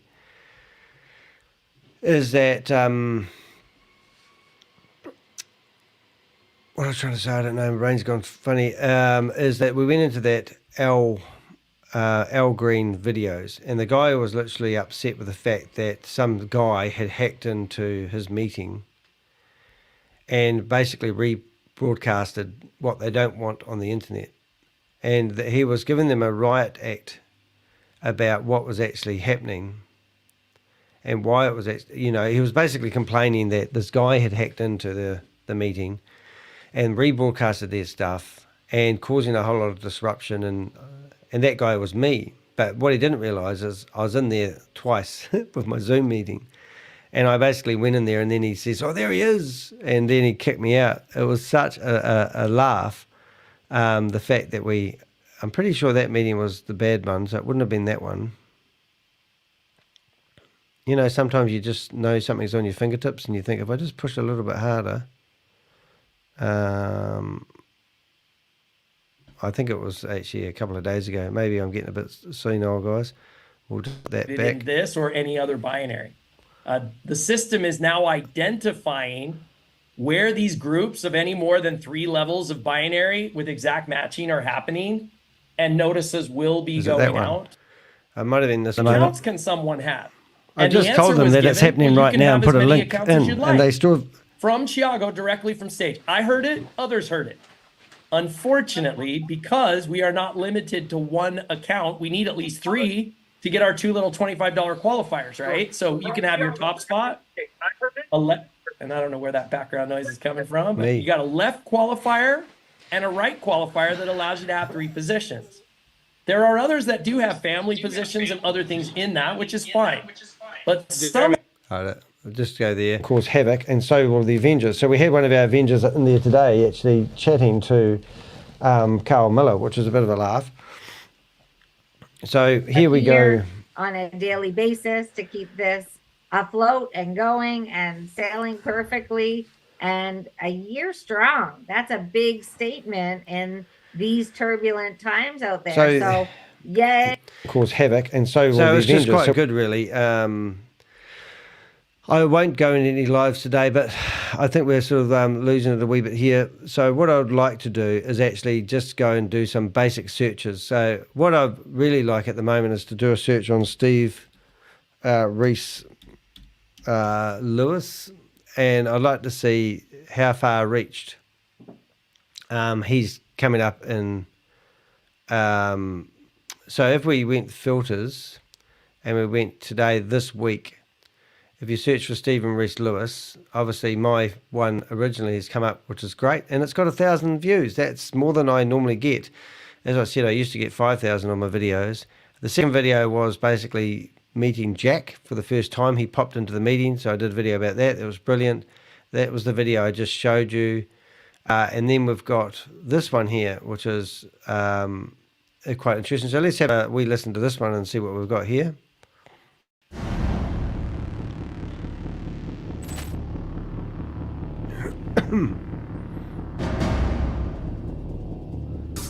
And is it one of those videos that just...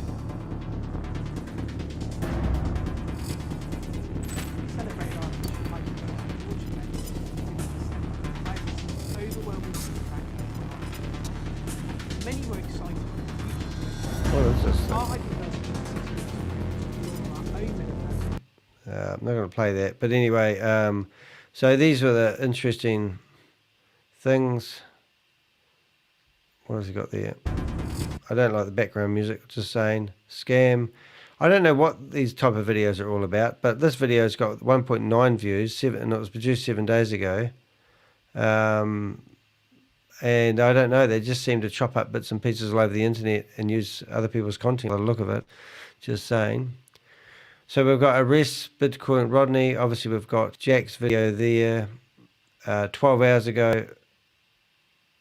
So I've watched that video. That's just another one similar to what you've just watched, 3-minute videos. I think these guys are producing these short chopped up videos to get traffic, to be honest. So these are all from Crypto World Daily, and I'm just going to have a look at their YouTube channel. And might have to have a quick yarn to my partner here in a minute. So if we go to videos, so these are all videos that seem shorts about nothing. I don't know what that channel's all about, but this one was quite good. A day ago, 52 views. Let's have a quick listen to that one.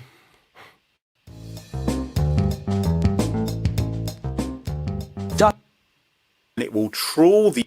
Oh, that might be well, millions and millions does add up to billions Well, eventually. you need a lot of millions, but yes, okay. Yes, I'll give you that. You do. When this Australian crypto outfit, HyperVerse, shut down, impacted thousands of investors, somehow it escaped any warnings from regulators in Australia. But in New Zealand, the UK, Canada, elsewhere, there were people and regulators and banks saying, we think HyperVerse could be a scam. Isn't that great that now they're making these companies that are designed to protect the people are now being held accountable, especially in Australia, for not reporting. You think if one country reports something as a scam, they'd be privy to it and they'd spread it, wouldn't they? Right. But for some reason, Australia sort of overlooked it. There's been a bit of fallout. So the Five Guys, Five Eyes, everyone else in the Five Eyes was saying, this doesn't look good. And Australia was just going, I don't hear you, I don't hear you. Are you talking about Five Guys, the burger joint, or Five Eyes? Five Guys, Five. Don't know who that crowd is. You're saying. But they only have 52 views on their things. They're that crypto world. So they really, like, these guys really push out these videos. This is interesting. So this is my video that I republished. Hello everyone, this is Ryan Xu. I just let you know I will be a keynote speaker at the Reinvent Yourself with crypto conference powered by Bitcoin Rodney. It's happening this November the 18th. See you there. So that video there was quite interesting because Bitcoin Rodney was having an event on 2017 and Ryan never actually showed, even though he was invited as a speaker. So who knows why things like that happen. So we've got this one here looks like some Russian outfit. Let's have a look at that. Стівен Льюіс, творець скамного криптовалютного хедж-фонду HyperVerse, виявився нейромережевою генерацією. Стівен Льюіс був неймовірно популярний, постійно... Jesus, interesting. No more results. So that was all the Stephen Reese Lewis stuff that had come from Sarah Martin's article and created a whole lot of hype. And look, I made the first 3 top articles, and also Jack did as well. So pretty exciting stuff. All right, so now the other one that we really want to do is look up Bitcoin. Well, actually, why don't we go for the big one? Because I've got an idea for tomorrow's show, which might be a bit interesting. What are we looking for? Bitcoin Rodney. Bitcoin Rodney. jailed or something like that. Let's just go jailed. All right, let's see. In the last 7 days, we've had, is it last 7 days? Let's make sure we get that right. Last hour this month, today, last hour. Well, I thought already on 7 days. That why. Okay, so we obviously got, is it JT? His live, which got 31,000 visits. Imagine having the power of that. That's such a good thing. Crypto businessman arrested. So we're looking for Interpol. Interpol announced the arrest of Dom Tum, a founder of 2 cryptocurrencies. Luna. Oh my goodness, Luna. That's so funny because I got the guy that tried to sue me for $3.8 million was actually, his crypto coin was called Luna 1. Obviously not related. All right, and then we've got, so when you search for Bitcoin Rodney, we don't actually get, oh, here we go. So what's this guy? 2 days ago. And there's my video there, that's good. So why don't we just, I think arrested is actually a better word. So let's try that instead of jail. Hey, crypto fam, it's your boy. All right, let's go and just go back to what we were. Bitcoin 3 days ago, arrested in Florida. Breaking news. So let's have a wee look at this video here.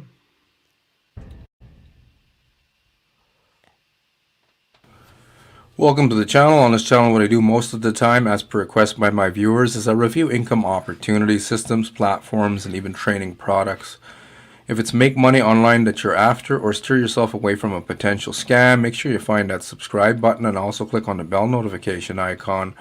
That way you won't miss out on any important info. Also at any time through the description box below. So here we are. Without further ado, let's get into it. HyperVerse crypto promoter Bitcoin Rodney arrested and charged in the U.S. Internal Revenue Service alleges Rodney Burton was part of an I won't bore you with that. HyperVerse was a horrible any proof of any or cheater, meaning me. Like this is the first case in the U.S. Oh, sorry, but it's not very exciting. What else have we got? Arrest headlines. These guys are good. Look, he's got 6,500 views streamed 2 days ago. So these guys are cool. You already know the vibes, man. Today we got another special guest, man. We got none other than Bitcoin Rodney. He is actually tuning in with us, man, live from Jamaica, doing it big, man. Rodney, what is going on, homie? What is happening, bro? What's happening, man? Thanks for being on here. Thanks for asking me to be on. Appreciate it. No doubt. It's real though, yeah.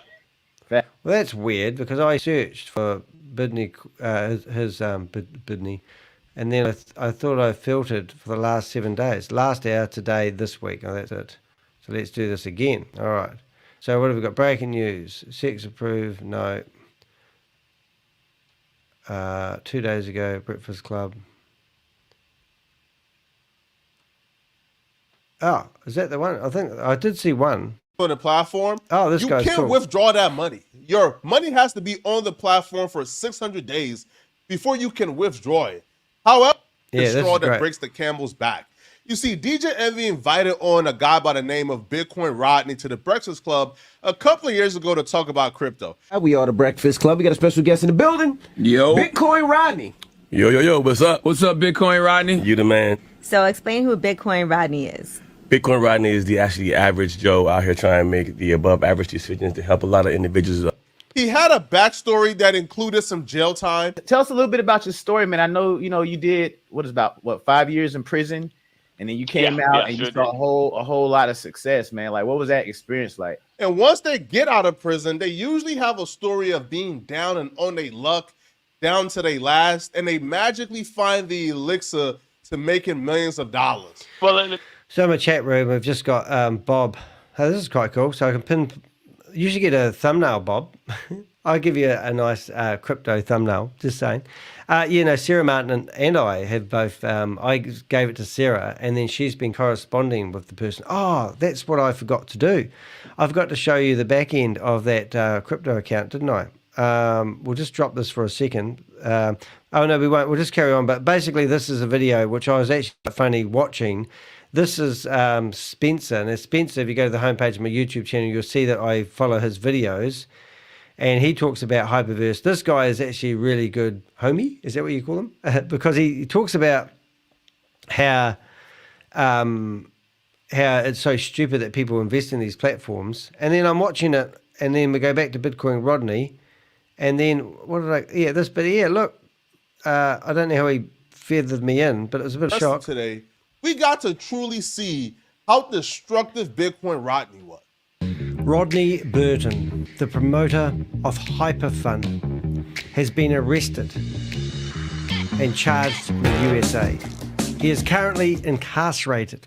Bitcoin Rodney is being accused of defrauding investors out of $7 million. That was quite cool. And the real cool thing was when I was on, I think I'm saying it right, TJ's thing last night, he recognized me in the waiting room of, so when you invite somebody into this platform I'm using today to demo, it was you get invited into the waiting room, you turn your camera on, he could actually see me, and then he obviously these guys go through my content and grab it. So a lot of things I learned from that, because my music is copyrighted, but I have a license for it. So in future, I might not use so much music when I'm doing some of these wee things, so these guys can use it, because you do get a little bit of money from Google if you don't copy somebody else's music, which is quite interesting. Yeah, so what I want to do is go to here and go to probably the best one is this Twitter account that I've got. So check out this. If I go to my messages, you'll see that this crowd, Jim, where is she? See, I have had a conversation with chat. There he is. Look, yeah, awesome. Congratulations. That's with CoffeeZilla. We talk all the time. He gave me his phone number a wee while ago, and we do chat, which is quite cool. That's CoffeeZilla. Yes, I'm famous. I talk to all of the big boys. This one here. So I asked her for any more clues, but originally what I did get is I got this. This video that you're looking at there is actually a walkthrough of that they were renting. Then we've got photos of them outside, pretty ladies, and this guy here runs the COVID operation. These are the McLarens parked in the garage. They tell me, because I asked her where Ryan Jew was, and she reckons she's in this house, but this house is empty. So we found out. This is just filmed on the 30th of December 2023. It looks like they're bringing in something. And the guy standing here talking, which you can't hear because I'm talking, is blowing smoke like he's smoking a big cigar. So I don't know who's filming. But you'll see some puff of smoke come through in a second. But anyway, I don't know. Not much to go on here, but here's some crypto addresses. Here's some NFTs. There's Ryan Jew theoretically singing. And then this photo here was the one that made me go, oh my goodness, look at that. And they've got armed guards outside a house in California. Very unusual. Meta Force Team. We went to that, and that doesn't exist anymore. But if you do a search for Meta Force Team on Twitter, you can find them. So have a look at that. Anyway, they're corresponding with me, and they've also given me some links to some stuff that seems to have expired now. But what they're alleging, and this is what we were talking about. I'm all over the place today, guys. I'm sorry. I'm a bit pushed for time, and I can't really relax and get into it. It's quite hard. But what I believe, this is what I reckon, that Ryan Jew actually has a ton of properties. What did we get to? Yeah, Ryan Jew actually has, I'm just going to click the right button. Ryan Jew actually has a ton of properties. So if he owns that house, maybe, who knows, and it's cost $100,000 a month to rent it, wouldn't that be a great way of money laundering? So the lady that was corresponding with me was telling me that Ryan has tons of properties. So all the money that he's got and all his wealth could be tied up in properties, and this could be their way of getting money through the system. Because like Jack Gamble said, there's only so much cash you can use to buy your groceries. You need to actually put that money into the bank so that you can buy real tangible assets. Or you buy assets from shady buggers and they can be tracked. So that's sort of where I reckon it's at the moment. So it was quite cool. And also, yes, that one, it was streamed a long time ago. But we haven't got anything current. The most current thing I've got is the video of Ryan Jew filmed in when was it? May 2023. What I personally would probably like to do, because I'm all over the place today, is just make it easy on Danny. I want to tell you what my next strategy is. Have you ever heard of...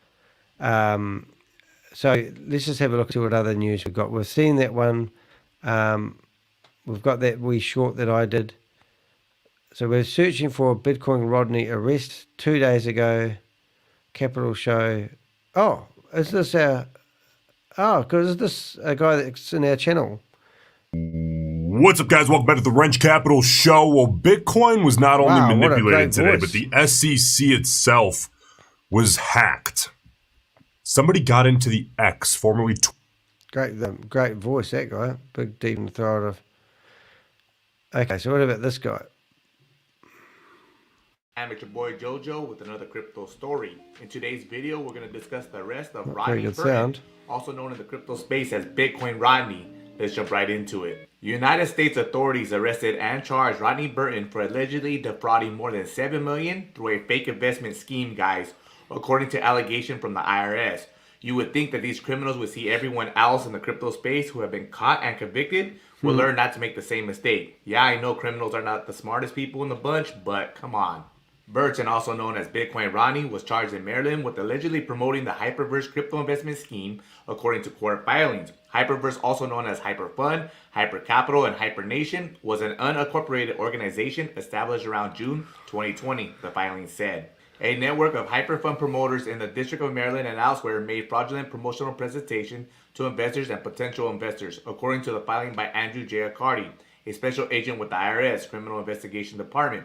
HyperFund falsely claimed that investors who purchased memberships would receive I've talked to him.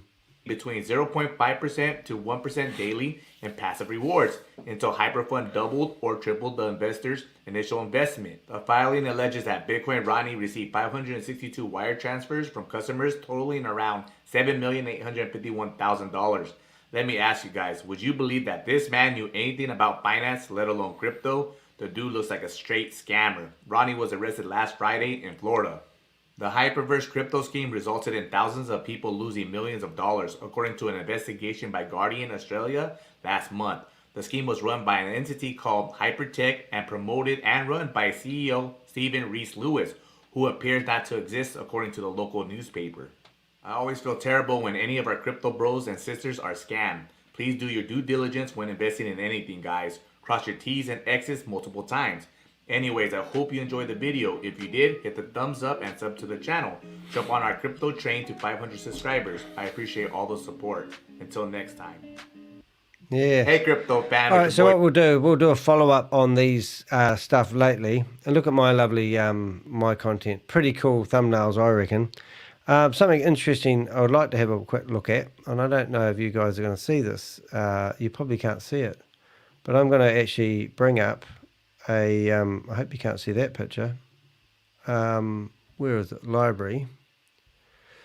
Right, I'm going to try something a bit different here. So I'm going to put that screen over there and I'm going to stop sharing.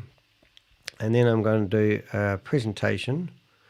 I'm going to share a screen and then I'm going to go to window and I'll bring up this. So I was watching TV last night. There's a thing called I've forgotten what it's called now, but there's a new documentary on TV.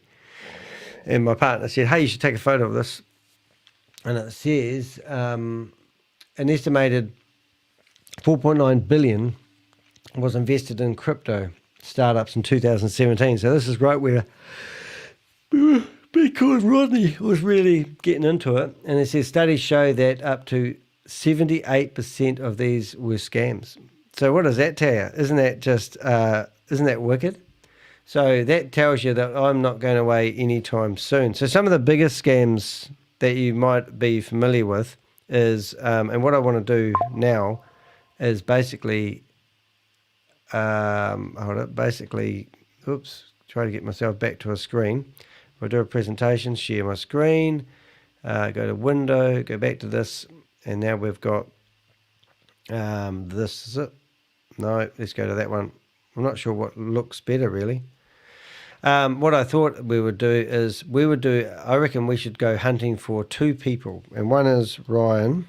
So we did, is it Ryan, A-N, Ryan Jew. So if we did a search for everything in the last week for Ryan Jew, this week, so we've got nothing really. I use tags, and obviously I put Ryan Jew. So my video, and then this guy that seems to be swamping the internet, Ryan Jew, 7 days ago. What the hell? Not the same Ryan Jew, obviously. Let's have a wee look. Don't think so. But there's nothing on Ryan Jew. But imagine if we went after him. Then I thought, well, why stop there? Why don't we go after Ryan Jew and what do they call it? The Crypto Queen? Because Crypto Queen, these are the people that have fallen through the cracks. Do you know the Crypto Queen? This lady here. So just quickly, why don't we do this? Why don't we go to Google.com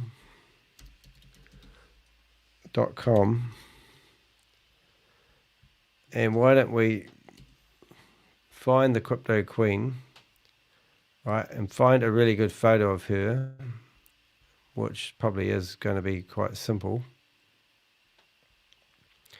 And now she brought OneCoin to the world, and her boyfriend has been arrested, but she has actually disappeared as well. So I thought, wouldn't it be cool to actually get Ryan Jew and her? I'm sort of looking for the most sort of the photo that's got nice is clearest, and then see if we can actually find her, because someone will know where she is. Now there is a couple of other things that could have actually happened, and she could literally be dead. Does anyone know what happened to John McAfee? Yeah. So let's think about it. That'd be quite neat, eh? I'm trying to look for a nice photo of her that to me looks like her, if that makes sense. So if we did this, and I'm going, right, let's go back to the top of this, and let's go and search the field tools, and we're going to find the size, and we want something that's large. And now we're going to look at Wikipedia. So probably Wikipedia is probably the better one, is it? I don't know. I don't think that one is. I think that one there is probably better. That one there. All right. So let's say I grab that photo. Hey, Pixel. And we find her in here somewhere. That's a beautiful photo. Put that down there in my folder. Now I come along to Canva.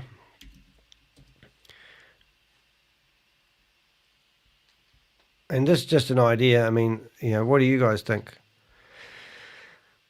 Hey, nice to see you here, mate. Pocket Watcher. Oh, good on you, mate. Thanks for coming along. I'm actually stolen the software, and I'm giving it a demo for the first time. So nice to have you here.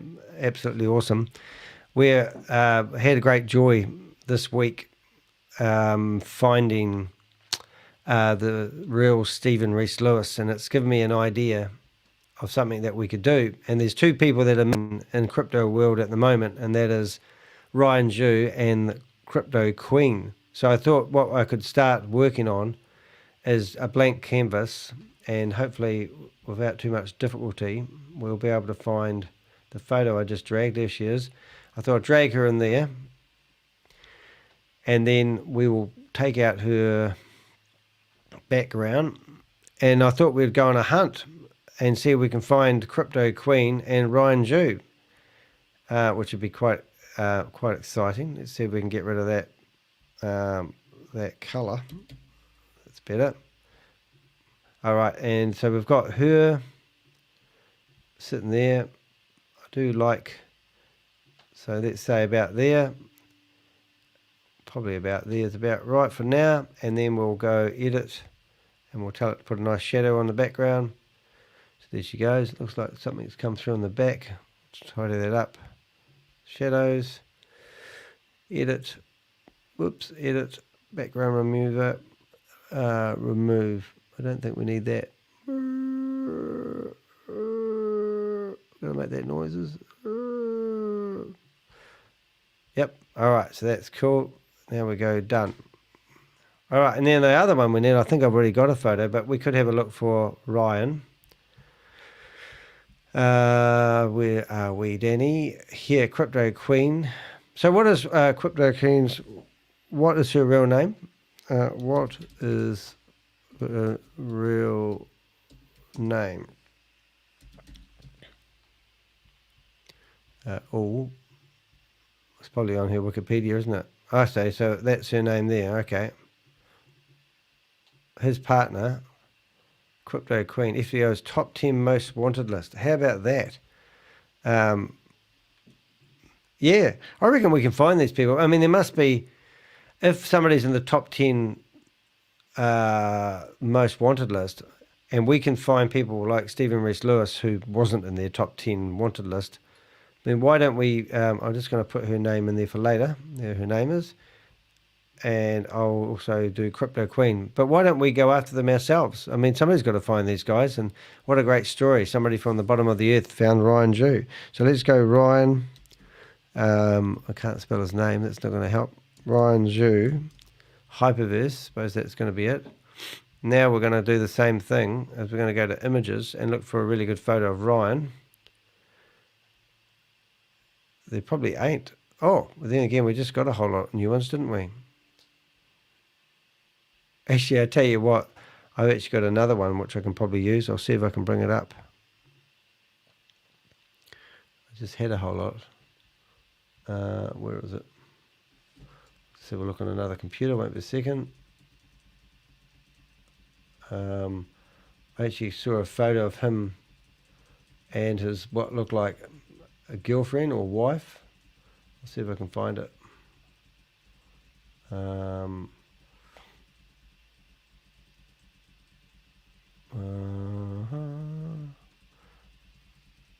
Yeah, so let's go hunting for those two. How hard can it be? You know what I'm saying? I can't find it in a hurry. I thought I saved it.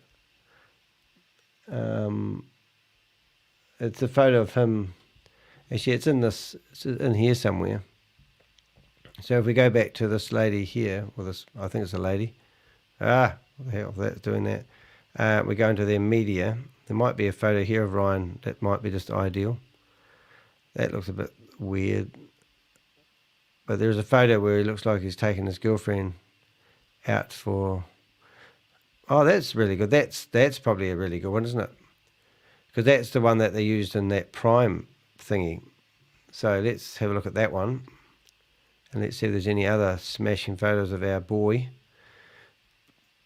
So anyway, when I was talking to the Men in Black yesterday, and take this as a grain of salt if you want, is they said that they're focusing on Kalpesh Patel, Sam Lee, and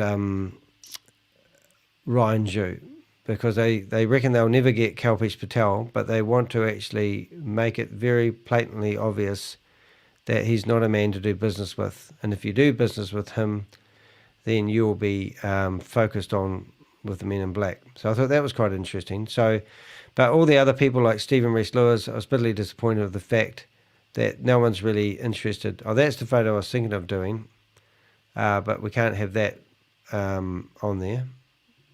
I've got that one there. So that looks like somebody's happy. And has she got a ring on her finger? So there's lots of clues in here. Jack's really good at looking at these photos. He picks out stuff. But this is a pretty amazing find. And do remember, if they recover money from Ryan Zhu, I think there's a finder's fee as well, which would be quite exciting, wouldn't it? Then we can buy ourselves a big yacht, and we'll buy that $40 million yacht that they were raving on about. I'll just check what time I need to duck off. Steve, as long as you're there at 5 to 9, just about to leave her. Cool. Okay, so that's right. So now I've got a wee bit more time up my sleeve now, which is really nice. So I'm looking at this folder. If you guys want to have a look at this folder with me, you're more than welcome. Hello, Bitcoin coined. Hey, what do you reckon the chances are Bitcoin are actually having a go at finding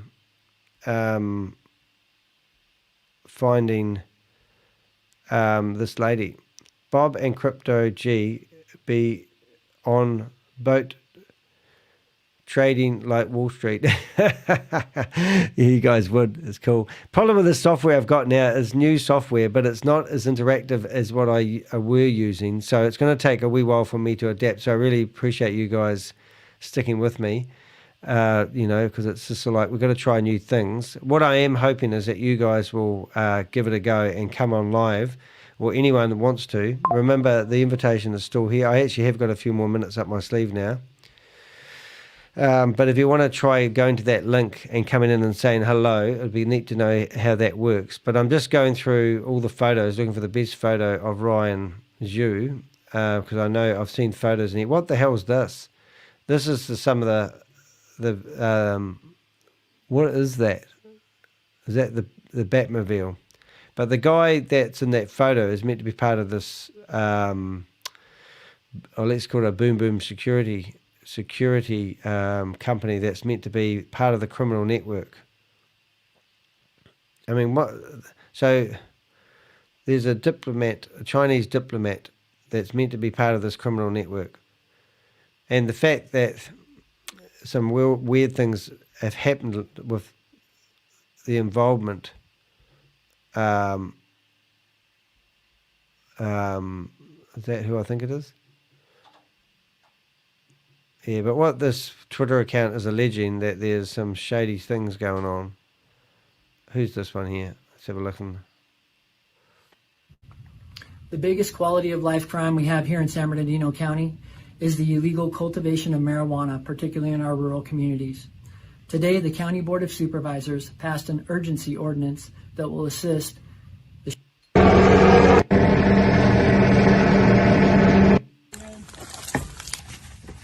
Wow. 380 inside the cab. Green tips, armor. P-Lab. Talk about makeshift.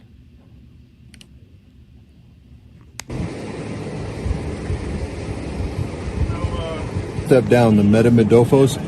Even if those plants were 7 feet tall and totally budded out, if it's got that stuff, we wouldn't take them. We'd cut them down and leave them in place. Don't take animals. Or do they have a base? Yeah, so I don't know why that's in this Twitter feed, but there'll be some connection. I do believe we're not thinking big enough. I believe this is a criminal network, and we started in our conversation with Jack Gamble yesterday. We actually started to talk about the bigger picture stuff and I think, these Ponzi schemes, money laundering, human trafficking is basically what it's all about. So I reckon that we could do a service by actually locating Ryan Zhu, and also why don't we just go to town and go for the biggest, and that would be trying to locate Crypto Queen. Now, it's something I haven't said before, but I've never done anything on Crypto Queen or OneCoin. But I do know people that have had associations with her. And I've got photos of people that I've done videos on in Australia that have actually, done a lot of bits and pieces. So if that's exciting, that's good. But I'm losing my subscribers, not my subscribers, my people in my chat room. So maybe it's not too exciting for you guys. But what I reckon we could do is if we go here and we grab that photo of Ryan and we edit that out, and what I'll do is we'll go background remover and it didn't really do a good job, but what we can do is go into here and basically go down to here, get rid of all that. 1 minute please, caller. The program I use for getting rid of the backgrounds is just Canva, but boy, it's good. And I reckon we just cut them off right across here. Oops, a daisy. Right across there, like a drunk person. And then we go background remover. Make him nice and big. He's still nice and clear. Or is he clear? That was the question. I don't know if that's the best photo. But anyway, if anyone's got a better photo of him. But I reckon why not go after these two. And let's see. I'll do a thumbnail later. But let's do a duo on that. Right, so should we try and jump in? I have got a couple of minutes to the meeting. I forgot all about it, to be honest. I was so wound up in using my new software. So what we're going to do is we are already signed in. Well, I'm not signed in, actually. We are going to sign into my Zoom. Let's go and use that one there. No. Account disabled. Oh my goodness. Something's happening here. Remote. I'd be interested to know if we've actually got, where are my remotes? Remotes. I forgot which one I'm using. So isn't it okay? So one of my accounts has been disabled. I'm just going to log in. Remotes. So I don't know how that's happening. I must check my emails. I must do that today. But somehow my accounts have been removed. Oh, don't know my password. Hold up 1 minute, please, second. Don't you look at my password. Tron scan. I love Tron scans. I'm starting to love these Tron scans. They're always exciting, aren't they? Okay, so we've got copy password. Put that in there. And oh, interesting. Both of my accounts have been disabled by the look of it, which is really interesting. Remotes. So this could be why they're not doing the Zoom meetings. Interesting. Launch in Zoom. So now we're going to go.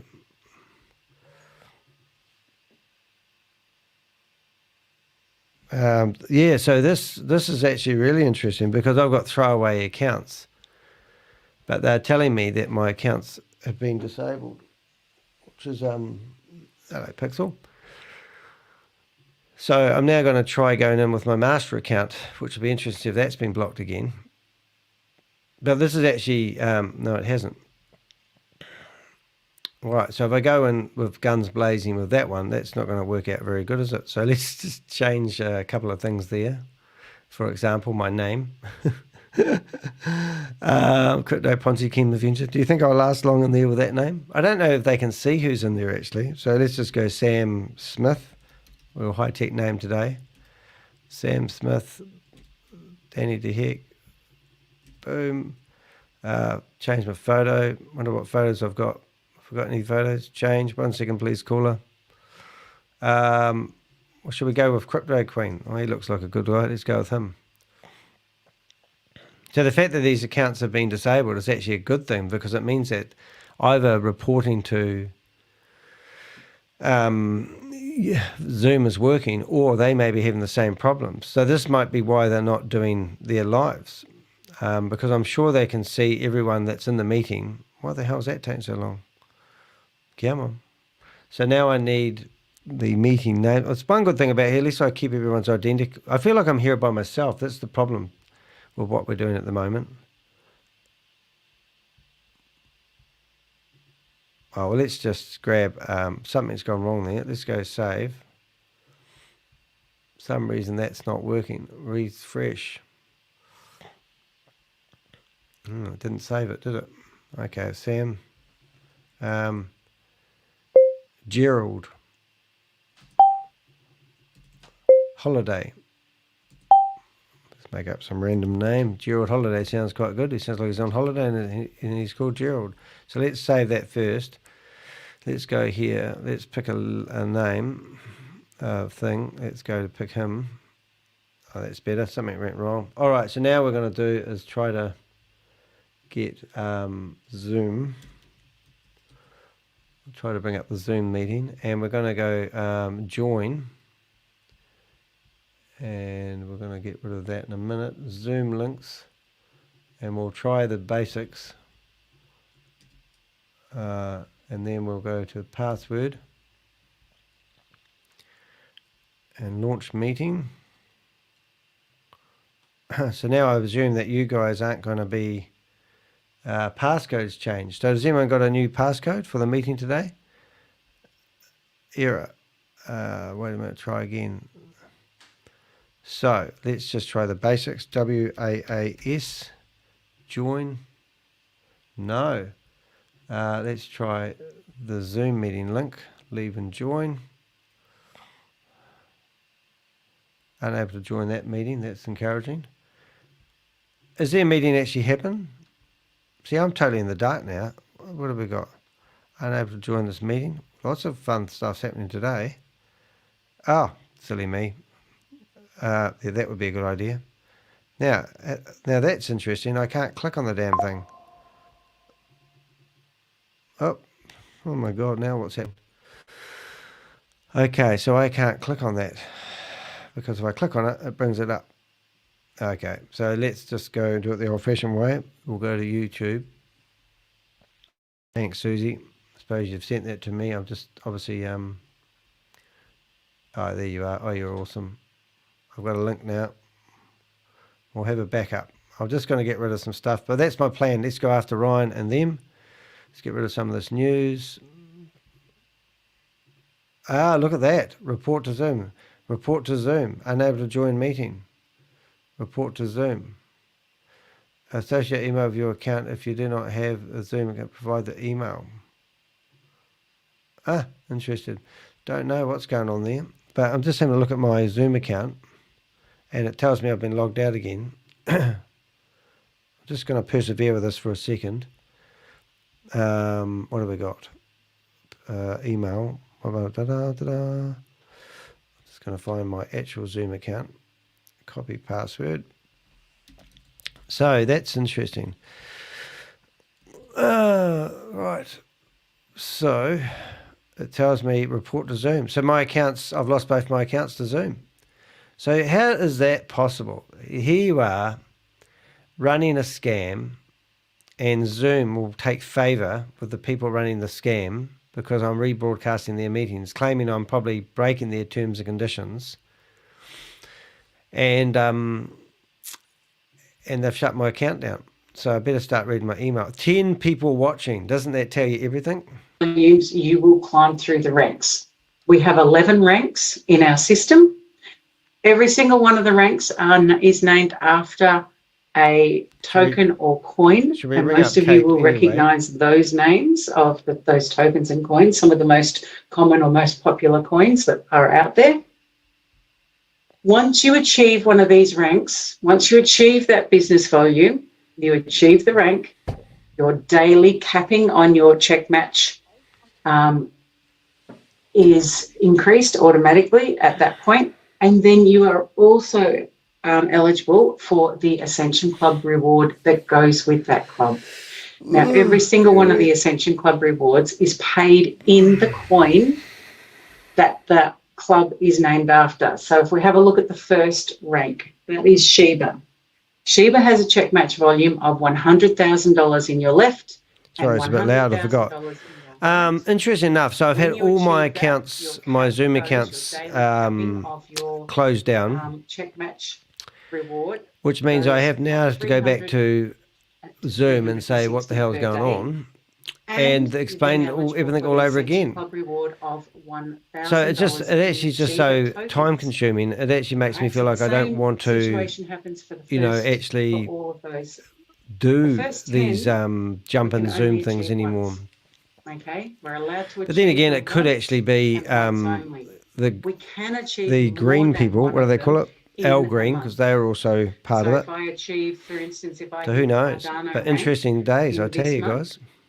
And I've hit Shiba, Tron, Doge, and Cardano all in. Did you get an email? No, I haven't looked yet. I don't like looking at my emails because I just have so many of them. But I will bring it up on another screen. Each one that I hit. And have a look through it while we're talking. Not just the highest one that I hit, but for every one of them that I hit in that month. I mean, it might sound a bit dumb, but sometimes you feel like frigging crying because you feel like you just that has a check match volume of 20 million aren't getting on the left, any 20 traction. million on So I've the got right. 151 emails here at the check moment. match volume, Go, the let's go check through match them. capping, daily capping goes to 1,500 once we get to there. So it's been I climbing put my as we go emails on top of the thing here, which Once is we quite get to good. Bitcoin, Algorithmic people again. The point is they $1,500 are a day. running scams. I know. It's we just also stupid. get $1 million. So let's have a look and see if we've got any Bitcoin correspondence as our from essential Zoom and club my reward. emails. While we're listening to Kate try to sell your Ponzi Bitcoin scheme. rank is the only rank that we can actually achieve over and over again. All right? TikTok. So once you get to that point and you keep growing your business, and once you do get to that point, your business actually has this natural flow, this natural growth, you'll be able to achieve Bitcoin rank over and over again. All right, so this now is looking at the exact same information, just in a different way. So I'm not going to go through it in detail, but I do want to emphasize that that daily capping on check match is $300 until you start achieving the first rank of Shiba. And that's when your daily check match bonus will go up, and it can go all the way up through to 1,500 a day. We also have our pool incomes. So we have 3 pools: Mega Pool, Giga Pool, and Terra Pool. Now you can attain these pools in one of 2 ways. So I can get to Mega Pool by either having $1 million in sales of boomerang licenses in both my left and my right legs, or by having 3 node subscriptions in my left-hand side and in my right-hand side. So there's 2 different ways that I can qualify for the Mega Pool. When I qualify for that, there you go. I am then eligible to receive what do you reckon's a happening? monthly share of 4% of the total company revenue. So I'm going to share that 4% with Well, I've got everybody 4 of else them, but who they've all has been achieved jammed because Mega they Pool. must check the they must jam it on the computer. If you speak to anybody who has already achieved Mega Pool, and they will tell you that their 4% was a very nice addition and welcome income to their Yeah, well, it's back-end wallet in the it's just platform. it's actually a bit Gigapool is it's kind of depressing in a way because it's kind of like how can we not licenses how on can both we the left and right, how come they would get or my accounts by having a removed minimum of 2 members who have achieved and Mega then Node Pool rank not in your us get left-hand their side accounts removed? and Isn't in this your just sort right-hand of side. like Once you've stupid? achieved that, either of those, Pisses you off. I'm just then trying on you'll be my iPad, eligible which I to didn't think about receive doing. a further that a will share be, of a further 3% of the total company revenue, which means that you'll be receiving a share of 7% of the total company revenue. And the Terra Pool Yeah. is So on my iPad, 10 million in your left business, blocked. No, I and never joined the 10 meeting. million So in it's your right business in 1132. boomerang Report to license Zoom. sales, or having 1 Giga member on your left and 1 Giga member on It's your right. 1132. And again, But isn't that it's a just further stupid? 3% of the company revenue, which means you'll be Yeah. receiving a monthly Yeah, share of dismiss. 10% So that's of the on my total iPad as company well. revenue. Okay. Yeah. If you've achieved Terra Pool with the 1 Giga member on your left and 1 Giga member on your right, you will also be granted a free node subscription. So this is again another area of where we can earn our 3 times potential income. Yeah. So just remember, all these but that's incomes why come it'd off be our a 3 hard times job to get potential mine, but income. he wouldn't have got So all we do 4 of need them to keep because an eye I on haven't what we displayed all do those on have screen. available as our 3 times potential income as we are earning and going through. So we need to keep an eye on that to make sure we have enough Yeah, that's right. in our 3 times potential income to keep. So it's just, spending I'm actually these amazed amounts. that I just have to go through my emails, So we which have I've got terms and conditions. 143 emails here at the moment. Okay, a beta But if I log version into my test main account account, with its respective beta flash loan it limit will doesn't be work. granted exclusively So it to lets me sign in, 100,000 and then I whitelisted go, wallets from January 15. So that is, if I bought a $500 beta license, sorry, Yeah, yeah, just a tell you because I put it in $500 there. license in And Boomerang. and then On now the they've 15th started of tagging January, her, I will and then get they tagged me after I did that Ryan video ages ago. $1,500 in the beta flash loan, in that flash loan limit. But I'm a bit on ticked the off, to beta be honest. version.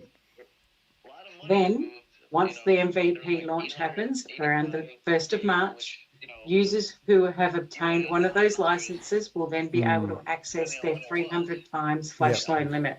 So for that $500 beta flash so loan what that error code? There's tons of money. He was going to buy license that I Blockchain Global purchased, for 400 I will then be able to, Bitcoin on the 1st of when it March was at its at peak, the MVP launch, and then be also able to $1.7 access million, the which I don't know why the $150,000 $1.7 in million flash was in loans there. If he had all that on the money, but perhaps platform. that was why they could keep a money So trail to of it. start with, it is If you just receive a accessing error that code beta level 1132, please flash follow loan the limit that update. we've been Desktop given client that mobile as a attempts to bonus. sign in your And account. then when we launch So they're telling me there's an live, I'll update. be able to access my No, it's not 300 there. multiplier of my flash loan limit. Now, introduced kickbacks and check match bonuses are credited to your account on a daily basis. So we do get paid every day for things that happen within the business. Love that. Did you hear what she just said? You just get team paid every business. day, but you can't get it off the platform. Subscribers do You have get the paid. opportunity to You get receive paid essential into club your rewards from multiple clubs. into your WAS, and you can't get your WAS money out of the platform. It's friggin' stupid, isn't it? Rank, then I'll receive the club Yeah. bonus from All right, Cardano, mate. Well, I might Doge, call it quits on Tron, this one and anyway today, Shiba, and all at the same time. Group tomorrow. And I will receive those rewards on the first Monday of the next month. Yeah, I know Every that's earning right. is subject I can't to a get in there though, can 2% I? fixed They don't put the admin questions fee. live anymore. With there are no withdrawal fees from the Royal Satoshi platform.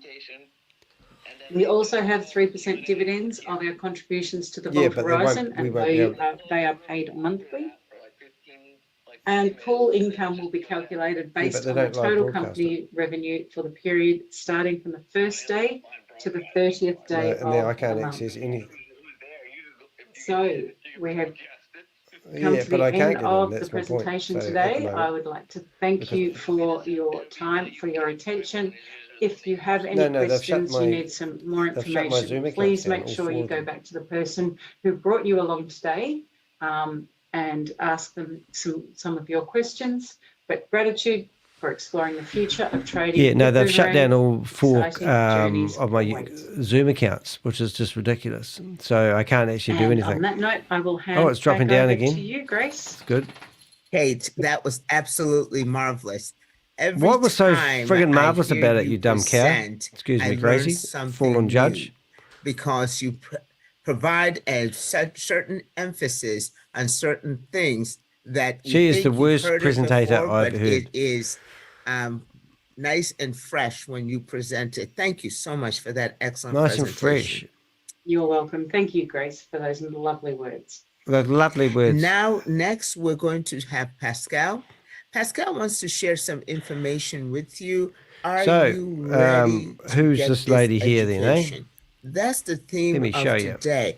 Are you ready? If not, you need to get ready. And Pascal is going to tell you why. Kate Longley is an Australian lady. She works for a school. The benefits of that. Pascal? Kate. Hello, Grace, and thank you so much for the introduction. Kate, as always, a spotless presentation. So thank you so much. I love this new, the new slides so much. They're put together in a logical way. So this is Kate's house. Presenter to actually go through so all her job social media, media, all the Ponzi schemes that she's been promoting, right through to Stable Group, to crypto wallets, again, to VidiLook, G99, HyperFund, all those ones. It's always an honor for me to be here. And Pascal, well, let's not get me started on him. I got such a great feedback from the other day when I brought up the Aave website. So today I want to talk about something that most people tend to disregard. And this is, doing your own research on the legitimacy of whatever business you get involved with. It's always... All right. Oh, Pascal, eh? All right, guys. Well, not to go on about it, but basically I have to spend a lot of time now corresponding with Zoom. I have to go through all my emails, and it's just going to take me a whole lot of time to get my Zoom accounts back. And for whatever reason, I have to go through the stupid process of having my account removed, which is dumb, explaining what I'm doing and why I'm doing it, and then waiting 48 hours for Zoom to give me my accounts back like last time, they go, no problems. And I go, but what about all the correspondence I gave you about the Ponzi schemes and scams? And why are you providing the facility for these scams to use your services to promote these illegal activities? And here's a cease and desist letter from the state of California. And I don't understand why you guys keep providing the services. And then I carbon copied that into the Men in Black in America. Also gave a copy to the reporter and asked them to contact Sarah Martin and explain why they continue to provide these services when they're fully aware that these guys are promoting their service, but they don't listen. So instead, what they do is they actually block my account because somebody has reported me for doing something like resharing private content. So it's pretty amazing, and they're probably sitting there laughing at me right now, but don't worry, I won't. But the point is that I will have to spend hours of my time proving all this stuff again. I've got folders and I keep everything in safe places. Yeah, I do that, but it's just hours and hours, and it's just actually quite exhausting. And going to bed at 1 o'clock last night and getting up at 5:30 this morning, something's not working right here. And it's just another wee victory for them. But let's not dwell on that. So what I'm going to do is I'm actually going to stop the live stream today. We were testing some new software, which I quite like the functionality of. I was hoping that somebody would jump into the meeting and interact with me and give that a go, but no, everyone was too chicken. That's okay. We've got 11 people in the Zoom meeting at the moment, but today's meeting was actually broadcast on 3 Facebook pages, my personal Facebook page, the Crypto Ponzi Scheme Avenger page, and my private group. So that was cool. Also on Instagram. No, it wasn't on Instagram. I've got to set that up yet. Also on, what do they call it? Let me bring them up. Twitch. What else did we get? YouTube and X, or otherwise known as Twitter. So that's really exciting. So there is some good functionality around there. But anyway, I've got to go off to work and earn my day's keep so I can pay my rent. And I do thank you for your support. And I will probably get the hang of this, and I'll probably get a little bit more enthusiastic when we do our stuff. But we've had a fantastic week. Let's not deny anyone of that. It's just I'm actually sick and tired of doing the We Are All Satoshi stuff anyway. So I was quite excited when we got into Al Green and did some broadcasts on that one. Hey, remember, I haven't got my technology set up to tell you guys to like and subscribe, but 26% of the people that watch us in the live meetings aren't subscribed. Subscribe, hit the bell, and you'll be notified when new lives come out. Also, if you could provide a comment after this has been stopped, it would be much appreciated. It helps the Google algorithm know my videos exist. And really thank you for your support. And I don't know what's going to happen when I press end stream. I don't know if it just cuts me off in a hurry or what. But anyway, I'll say my normal stuff. I'm Danny DeHeck, aka the Crypto Ponzi Scheme Avenger. I'm here to name and shame anyone running or promoting a Ponzi scheme or scam.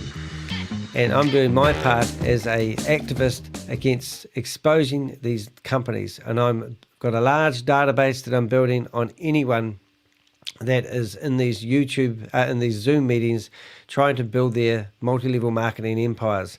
I don't want your mum and dad investors to be scammed by these ruthless, horrible, disgusting bottom feeders of the world. I'm Danny DeHeck, and I'm out. See you in the next live. Bye, guys. End stream, not yet. Okay, end stream. Didn't know what button to push. Here we go. End stream now.